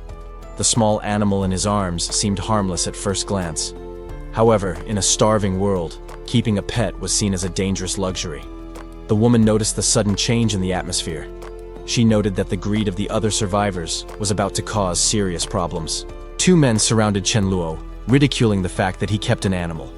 To them, the creature was nothing more than a waste of resources and a potential meal. The creature, gifted with intelligence, perfectly understood the threat. It reacted with fury, indignant at the audacity of those humans to consider devouring it. Frightened by the unexpected ferocity of the animal, the men retreated. Fear quickly turned into aggression, deciding they needed to kill it right there for safety. Chen Luo raised his hand, interrupting the discussion coldly. He asked for calm, suggesting that he would resolve the issue of personal food personally.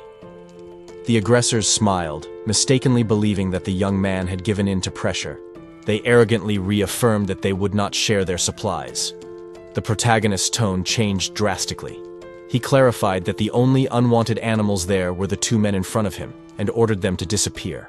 The pair reacted with indignation to that direct affront.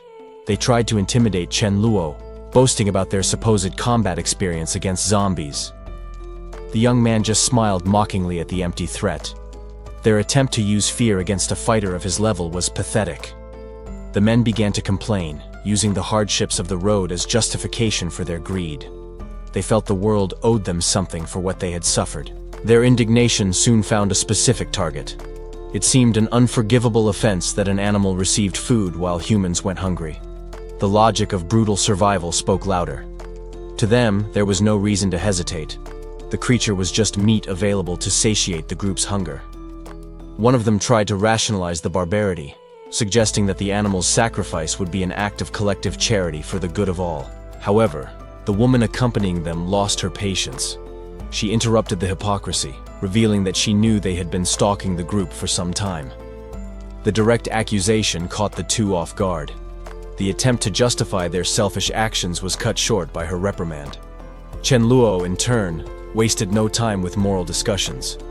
With a cold smile, he whispered a lethal order to the creature in his arms. The animal understood the command immediately. Behind the harmless appearance, the beast was ready to defend its owner. The woman watched in disbelief as the dog advanced. To her, it seemed like a suicidal act, a small creature running straight to its death. Completely ignoring the massacre that was about to occur, Chen Luo turned his attention to the young woman beside him. He questioned whether protecting her sister was really the solution. The young man gestured, making it clear that Mili's old alliances might not be as safe as she thought. The other woman watched the interaction suspiciously, surprised to notice the intimacy and peculiar arrangement between the two. Away from prying eyes, Chen Luo cornered her against the wall. He needed to break her passivity and force her to face reality. He explained cruelly that her obedience was her greatest weakness.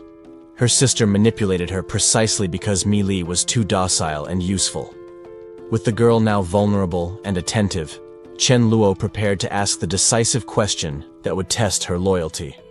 Chen Luo approached the young Mili with a calculated smile. He decided to use charm to plant an idea in her mind. The protagonist whispered the final instruction. It was imperative that the girl talk to her sister exactly as he planned.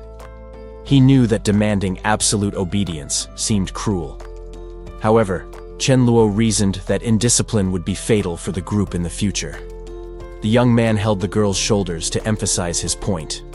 He convinced her that this manipulation was, in fact, an act of protection. Later, in the kitchen, the focus shifted to the supplies. The leader warned the women about wasting fresh ingredients on the wrong dishes. The red-haired woman questioned his culinary logic. Beside her, the elegant lady just watched the growing tension. The space became too small for so many egos. The women continued to prepare the meal under the implicit surveillance of the newcomer. Chen Luo tried to end the discussion abruptly. He reminded the older sister that this should be a moment of celebration for the reunion.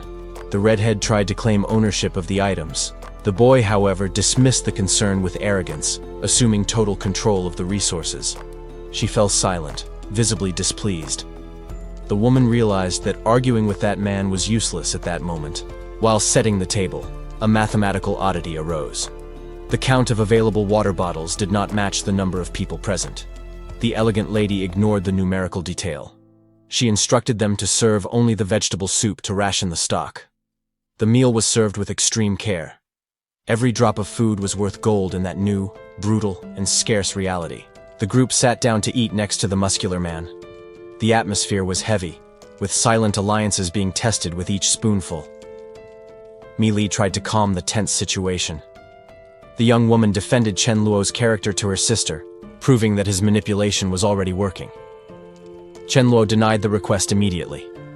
That resource was not intended for her, and he made no effort to be subtle. The direct response caught Mei Yu by surprise. She stopped, stunned by the sudden exclusion and the coldness of the treatment. The disbelief quickly turned to fury. She gritted her teeth, feeling offended by the distinction he made between those present. Chen Luo, however, ignored her frustration. He turned his attention to those he considered allies, enjoying the camaraderie. He established a simple and brutal rule. The delicacies he risked his life to bring were exclusive to his own people. The look he gave Mei Yu was a sharp reminder. She was still an outsider, outside the circle of protection and privileges. The other survivor wasted no time. She immediately reaffirmed that her life belonged to him since the rescue, securing her place at the table. Even the dog joined the fight for attention.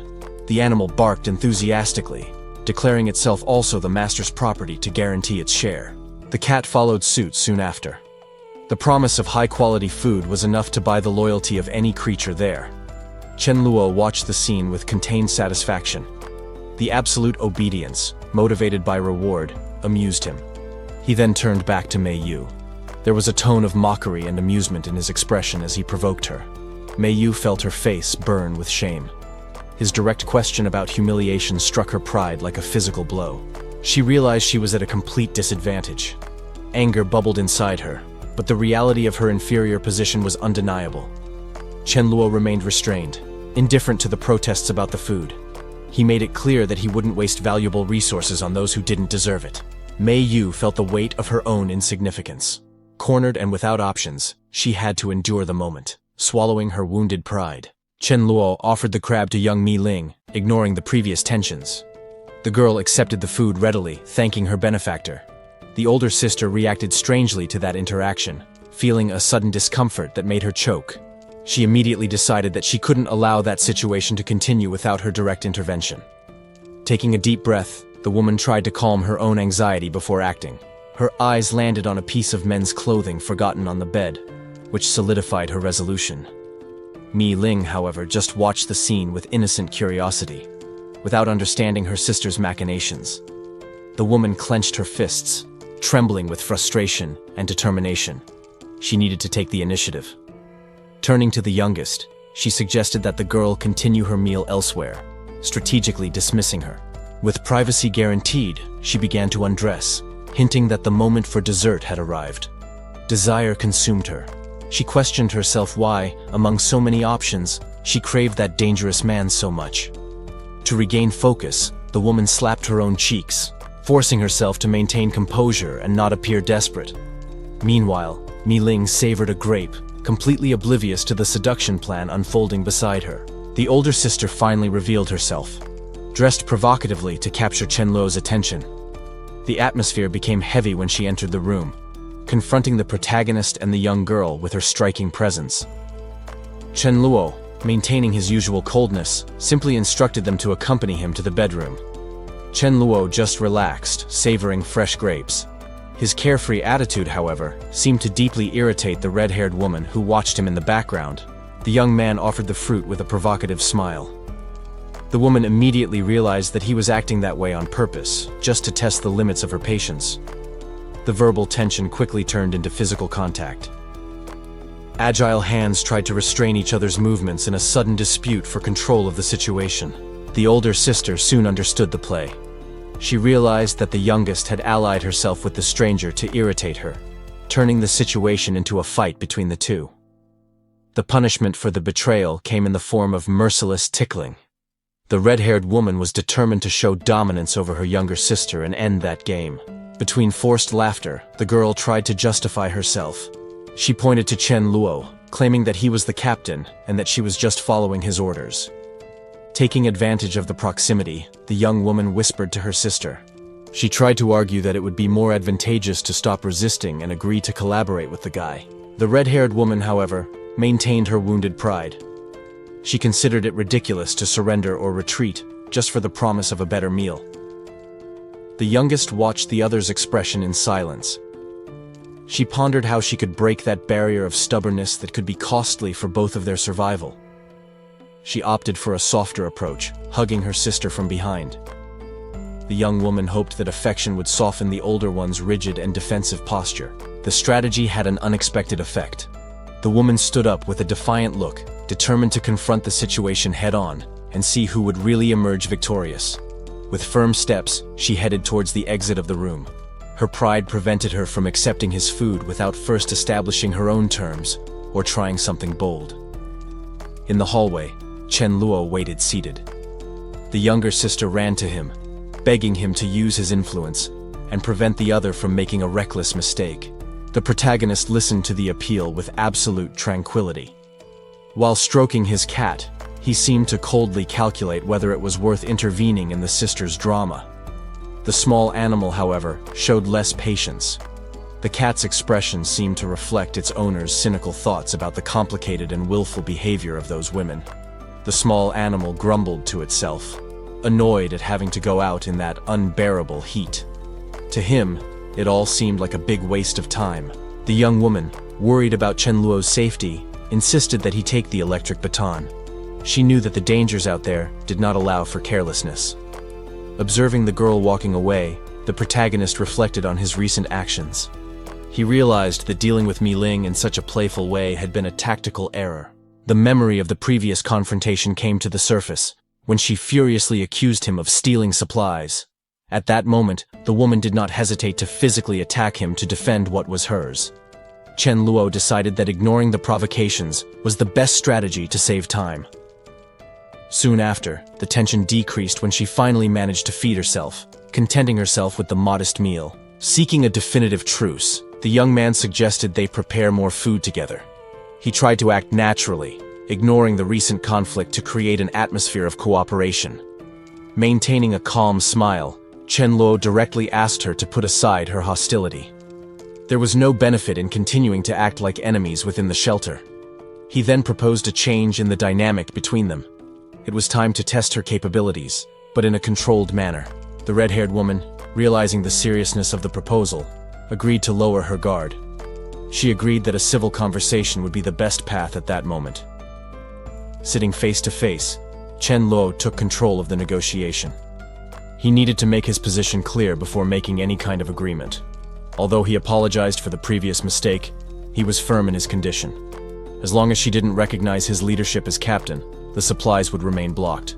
The young man's gaze hardened as he emphasized his priority. The group's hierarchy and strategy were crucial for survival, and he would not give up his authority. Mi Ling was taken aback by his words. The revelation made her question whether the determination and power he claimed to have were actually true. Chen Luo confirmed with a radiant and disarming smile. His expression conveyed unwavering confidence, dispelling any doubts she might still have. Excited, she demanded an immediate duel to test this strength, but he strategically refused. The young man claimed his powers were unstable, buying time to evolve before the real confrontation. Mi Ling exploded with indignation. 2 days of accumulated hunger had exhausted her patience, and his attitude only worsened her unstable mood. Chen Luo, however, chose to feign innocence. He knew that deflecting the subject with a harmless posture was the best strategy to avoid escalating the discussion. The atmosphere immediately became heavy. Even the guard dog sensed the hostility in the air, remaining on high alert in the face of the tension between the humans. A sudden knock on the door interrupted the fight. Someone outside demanded to know if there were residents present at the location. The woman ignored the call, turning her back. Her mind was focused only on her own hunger and the irritation of having her desires denied. But Chen Luo realized the danger. While she walked away carelessly, the young man noticed that this inopportune visit carried hidden intentions. The younger sister appeared in the entrance, interrupting the moment. Her hesitant posture revealed that she brought worrying news about who was outside. A bitter memory surfaced. There was a limit to charity in this new world, and they were about to cross it. The young woman warned that their generosity was being exploited. Continuing to give in to that person's whims would end up draining everyone's vital resources. The protagonist observed the dynamic between the two. He quickly understood that the sisters were hostages to a social leech who abused the kindness of others. Chen Luo decided to take control of the situation. Confidently, he offered to accompany the sisters and deal with the problem personally. As he stood up, he felt the malice emanating from the recent visit. While he calculated his movements, a small feline sought refuge at his legs. The young man gently welcomed the animal into his arms. The fragility of that life contrasted with the coldness needed to face the external threat. A plan formed in his mind. His gaze suggested that benevolence was over. He knew exactly how to treat malicious intruders. The source of the trouble was finally revealed. An elderly woman stared at the resident sternly, ready to demand what did not belong to her. The neighbors gathered on the staircase, conspiring in hushed voices. They discussed their plans with an air of superiority, certain that they were in control of the situation. The older woman boasted about her new physical condition. She felt that her strength had miraculously returned, dispensing with the remedies and seeing the capture of Mi Ling as a mere opportunity for profit. Driven by greed, the group armed themselves with improvised tools. They marched with aggressive determination, ready to use brute force to get what they wanted. From his position, Chen Luo observed an object left in the courtyard. That small detail indicated that the confrontation was about to begin. The burly man, known as Da Zhu, displayed a fierce expression. He was eager for violence, fully confident in his physical strength to intimidate any opponent. Meanwhile, the protagonist maintained absolute calm. He stroked his cat, demonstrating total indifference to the threat that was forming outside. The young woman from the enemy group activated her support powers. She channeled energy to strengthen Da Zhu, believing that this supernatural bonus would guarantee their victory in the impending confrontation. Strengthened, the invader advanced towards the door. However, Chen Luo's shadow dog sensed the hostile approach and issued an immediate warning. The red-haired woman reacted to the sound of the commotion. Realizing the invasion, she tried to organize a quick defense, instructing the others not to panic. She then looked at Chen Luo with curiosity. Instead of fear, the young woman seemed interested in seeing if the invaders possessed real strength or if they were just arrogant. Beside the protagonist, she observed the dynamics of the battle. The woman noted with surprise that even the dog seemed to possess special abilities, questioning the nature of that power. The gang of neighbors surrounded Chen Luo in the courtyard. Confident in their numerical superiority and the buffs received, they prepared to massacre the lone young man. One of the aggressors did not hesitate and attacked with full force.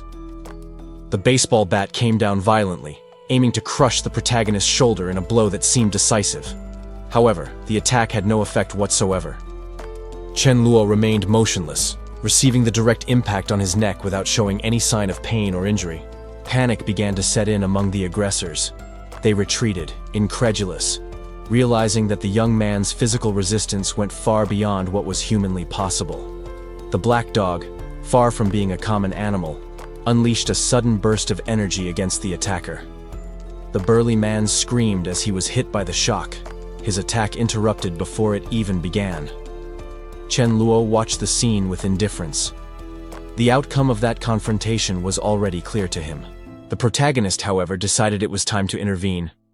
He turned to the young woman beside him with a specific order. Mi Li pointed to herself, stunned.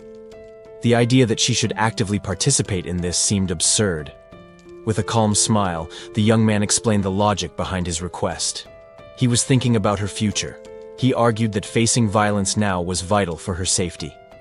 The sooner she got used to it, the better her chances of survival would be. Chen Luo offered the knife. With no way to refuse his logic, the girl accepted the weapon, reluctantly agreeing. While the enemy was subdued by Da Zhu, the protagonist insisted that Mi Li deliver the final blow. It was a necessary test. Holding the blade with trembling hands, she felt cornered. It seemed that Chen Luo and the other woman had conspired to force her to cross that line. Gratitude for the invitation mixed with dread. She tried to argue that this was not a task for someone like her, but fate was already sealed. The blade came down with force, ending the discussion and the opponent's life in a single motion.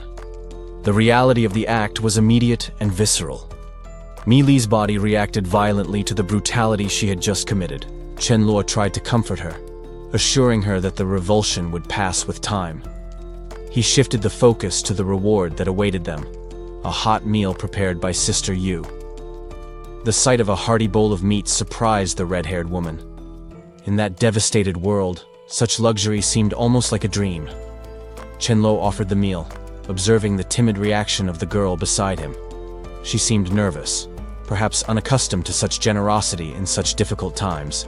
However, the spiritual presence accompanying the young woman seethed with frustration. She was physically unable to participate in that moment, which made her visibly irritated. The steaming dish exuded an inviting aroma, serving as a silent and cruel provocation for those who did not possess a tangible body at that moment. The spirit woman did not contain her indignation and exploded in jealousy. She cursed furiously, outraged at being forced to watch others eat while she remained hungry. Chen Luo, however, ignored the invisible protests. He remained focused on the conversation with the shy young woman, acting naturally in the face of the supernatural situation. The torture of smelling without being able to taste was pushing the entity to the limit of her patience and sanity. She tried to resist, but the desire was overwhelming. Each note of the food's aroma tested her self-control, making her oscillate between olfactory pleasure and pure rage. The temporal restriction was her greatest enemy. As the afternoon fell, she could only hate that delicious smell that constantly reminded her of her limited condition. Suddenly, fury gave way to logical distrust. She realized that the amount of dishes served was incompatible with the small storage capacity of the house. Determined to unravel that logistical mystery, she dashed towards the kitchen to personally investigate the source of the food. The reality before her eyes left her stunned. The refrigerator, which should have been almost empty, was now overflowing with meats, vegetables, and fresh provisions. The shock transformed into immediate questioning. She needed to understand how that fortune in supplies had appeared there without her prior knowledge. The entity confronted the sister physically, demanding answers. That stock would guarantee their survival for years, a change of fate that seemed too good to be true. The young woman, however, reacted lightly to the other's aggression. She apologized with a mischievous smile, admitting that she had forgotten to mention the guest's provisioning ability. Regaining her proud posture, the spirit woman turned to Chen Luo. She declared that, despite the banquet, she would not hesitate to test his strength in combat the next day. The spirit woman lost herself in delusions of grandeur. In her mind, she imagined the moment when the human would finally bow down and serve her like a queen. Chen Luo, however, had more urgent priorities. He calculated that he needed to advance to level 4 immediately if he wanted to unlock the ability to walk through the void. Common crystals were no longer enough for such a feat. The young man then decided to use the Rat King's core, a much denser and more dangerous source of energy. He began the absorption process. The raw energy invaded his system, requiring total concentration to be converted into mental power. The intensity was almost unbearable. Chen Luo felt his mind being pushed to the limit, fighting against the pain to not lose control of the process. With a final effort of will, he broke through the barrier that limited his potential. The agony gave way to a wave of renewed power. The success was total. The protagonist felt the qualitative change in his combat strength. He had finally reached the long-awaited level 4. Eager to test the new ability, he instructed the cat to stay in the room. He needed another target to experience his stealth. In another room, the guard dog maintained his nightly vigil. The animal seemed bored, unaware that he would become the owner's guinea pig. Space warped, and Chen Luo emerged from nowhere. The teleport ability worked perfectly, catching the dog completely off guard. The young man smiled with satisfaction. Void Walk wasn't just a theory. Now he possessed a lethal tool for ambushes and escapes. The dog, recovering from the fright, felt betrayed. He was there to protect the house, not to be a toy for his owner's skill tests. The sudden commotion attracted the spirit woman. She appeared visibly annoyed, accusing Chen Luo of deliberately causing a ruckus to disturb her sleep. The survivor wasn't fazed by the scolding. With a wry smile, he countered her arrogance, making it clear he wasn't there to please her. The direct response left her momentarily speechless. She realized that this human wasn't someone who would be easily intimidated or controlled. Chen Luo noticed the opponent's excessive self-confidence and decided to test her. He proposed raising the stakes of the challenge, turning the training into something much more serious. The red-haired woman listened to the taunt with skepticism. She seemed to assess whether the boy's arrogance had any basis or was just bravado. The protagonist, however, maintained his sly smile. He was about to dictate the rules of the game, certain that he had control of the situation. Chen Luo set a simple yet humiliating condition. He challenged her to defeat him, implying that any other result would be a total failure for her. The young woman felt offended by the proposal. To her, those words sounded as if he was openly belittling her even before the fight began. However, she quickly regained her composure and smile. She accepted the challenge, determined to punish his audacity and show her true strength. In a mocking tone, Chen Luo explained the penalty of the bet. If she lost, she would have to endure a single blow from him, a condition that seemed absurd at that moment. The protagonist's expression then hardened. He made it clear that he had no intention of losing, ending the games before the combat. Without further objections, the duel was authorized in the outer courtyard. The group around watched in silence, awaiting the start of the confrontation. The woman wasted no time and advanced with determination. She prepared her best attack, focused on ending the fight in the first move. However, her perception failed at a crucial instant. The target in front of her simply ceased to exist, causing her immediate shock. Her blow hit only air, passing through a residual image. Chen Luo's speed exceeded any expectation, leaving her vulnerable and confused. In the blink of an eye, the protagonist resurfaced behind her. The tactical advantage shifted instantly, without her even being able to follow the movement. Before the young woman could react, she felt his hand close around her neck. The trap had closed with surgical precision. The fight ended before it even began. Chen Luo completely immobilized her, proving that his confidence was the result of overwhelming superiority. Chen Luo maintained proximity after the combat, invading the defeated opponent's personal space. The young woman felt her face heat up, caught off guard by his audacity and victorious smile. He held her firmly, but without violence, asserting his dominance. The girl, unable to look the winner in the eye, averted her gaze, trying to hide the embarrassment she felt. Her mind went into overdrive. She didn't know how to react to that situation. Her warrior pride conflicted with the sudden vulnerability and confusion that dominated her at that moment. The protagonist took advantage of her hesitation to whisper something, breaking any remaining defense. The tension of the duel turned into something different, leaving the young woman completely speechless. The scene did not go unnoticed. Another member of the group watched the interaction with a malicious smile, amused by the obvious embarrassment of her companion in front of the leader. However, the offer of food spoke louder than any shame or pride. Upon tasting the food, the young woman momentarily forgot the defeat and surrendered to the nostalgic and comforting flavor. Chen Luo watched the abrupt change in behavior with disbelief. Her ferocity completely disappeared before a simple hot meal, revealing an unexpected facet. While she was distracted, the group leader became serious again. There were much more urgent and strategic issues to resolve than the simple provocations between them. He addressed everyone present, taking command of the room naturally. The moment of relaxation was over. It was time to chart the next step for collective survival. Chen Luo explained the gravity of the current situation. Resources were becoming increasingly scarce, and the infested areas made the search for supplies a suicidal task for isolated individuals. The young man emphasized that the New World Order demanded numbers and organization. Lone survivors were easy prey. Only uniting in cohesive groups would guarantee safety against external threats. The group absorbed his words in reflective silence. The logic was irrefutable. They needed to consolidate forces and cooperate immediately, or be swallowed by the dangers that surrounded them. With the plan established, Chen Luo allowed himself a moment of levity. He cast a provocative look at the loser of the bet, reminding her that the debt still needed to be paid. However, he maintained realism about the risks. Even with their combat strength, engaging in direct conflict with larger groups would result in unacceptable injuries and losses. The protagonist's gaze became cold and calculating.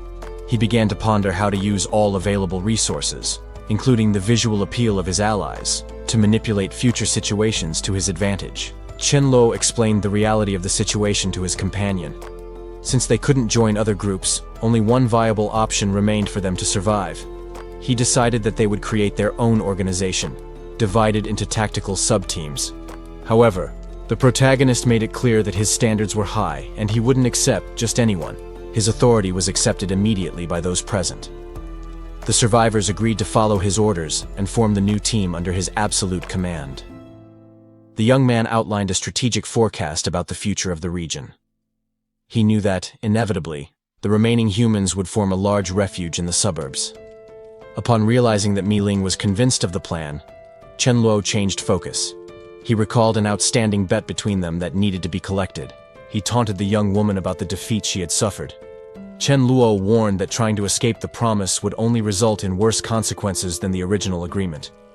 The leader ordered Mi Ling to accompany him to his chambers. It was a private matter that needed to be resolved away from the eyes of the other members. Mi Ling followed him down the hallway, visibly nervous. The secretive atmosphere made her anxious about the exact nature of the repayment he would demand. The girl tried to mentally prepare herself, rationalizing her fear. She repeated to herself that it would only be a physical blow and that she would quickly survive the humiliation. Trembling and with her face burning, she finally positioned herself. Mi Ling closed her eyes and begged him to end this psychological torture quickly. However, Chen Luo surprised everyone with an unexpected gesture. Instead of preparing a violent attack, he simply pointed casually to his own face. Mi Ling froze, processing what that meant. Momentary confusion replaced the fear of physical impact, giving way to a new kind of panic. Shame hit her with full force as she understood the insinuation. She tried to argue, stammering before this demand that seemed much more intimate than a physical punishment. Her reaction was instinctive and explosive. Chen Luo ended up stunned, realizing too late that playing with Mi Ling's nerves had its own painful risks. After the incident, the young woman tried to regain her composure. Despite the previous outburst, she couldn't hide the deep embarrassment that dominated her expression. The young woman was on the ground, urging him on, vulnerable and unsure of exactly what he would do next. Chen Luo hesitated for a moment. He never imagined he would have the future fire fairy in such a compromising and tempting position. Determined to seize the opportunity, the protagonist grabbed her leg, catching her off guard. She panicked immediately, demanding explanations and making childish threats if he dared to hurt her forcefully. The young man ignored the protests and prepared the blow, keeping her trapped under his absolute control. Chen Luo pondered whether he should kick her to avenge future events, but questioned the real need for such violence now. Realizing that the time for hesitation was over, he made an impulsive decision. Instead of a serious attack, he delivered a humiliating slap, making her scream in surprise and pain. The humiliation was immediate. Her face burned with shame and anger at his blatant attitude. Chen Luo, far from regretting it, taunted the future warrior with an expression of pure mockery and satisfaction. Her fury exploded. She tried to attack him, vowing revenge, but he just laughed at the clumsy attempt. He immobilized her again effortlessly, whispering a lethal threat if she dared to reveal that humiliation to anyone. Even defeated and sulking, she heard his final warning. Any new trick would result in a real punishment. The woman realized she was at a disadvantage and reluctantly decided to accept the situation. However, all the resentment disappeared as soon as the food was served. She devoured the meal, completely forgetting the previous fight. Chen Luo downplayed the thanks with a casual gesture. For him, this was just what was needed, so he encouraged the group to feed themselves while they could. However, his mind did not rest. The young man analyzed the environment and concluded that the location was terrible, with poor visibility and difficult access to resources. He mentally drew up a new plan. Instead of protecting them all the time, it would be more efficient to use the local monsters to train Mi Ling and the others in real combat. The protagonist rested his face on his hand, thoughtfully. The group's dependence was starting to become a burden that needed to be resolved soon. Suddenly, screams broke the silence. A group of men ran in panic, but swore to remain united even in the face of certain death. The fear etched on those faces was genuine. They were being hunted and knew that the chances of survival were minimal. Chen Luo recognized the signs of an attack by poisonous zombies. He noticed that the group leader could have fled alone, but chose to risk himself so as not to abandon his companions. That altruistic attitude caught the young man's attention. In a collapsed world, finding someone who refused to sacrifice allies was a valuable rarity. Chen Luo's interest was piqued. He saw potential in that stranger and decided that he wouldn't just stand by and watch the massacre. The command was given silently. The small dark creature jumped into action, ready to intercept the threat before it was too late.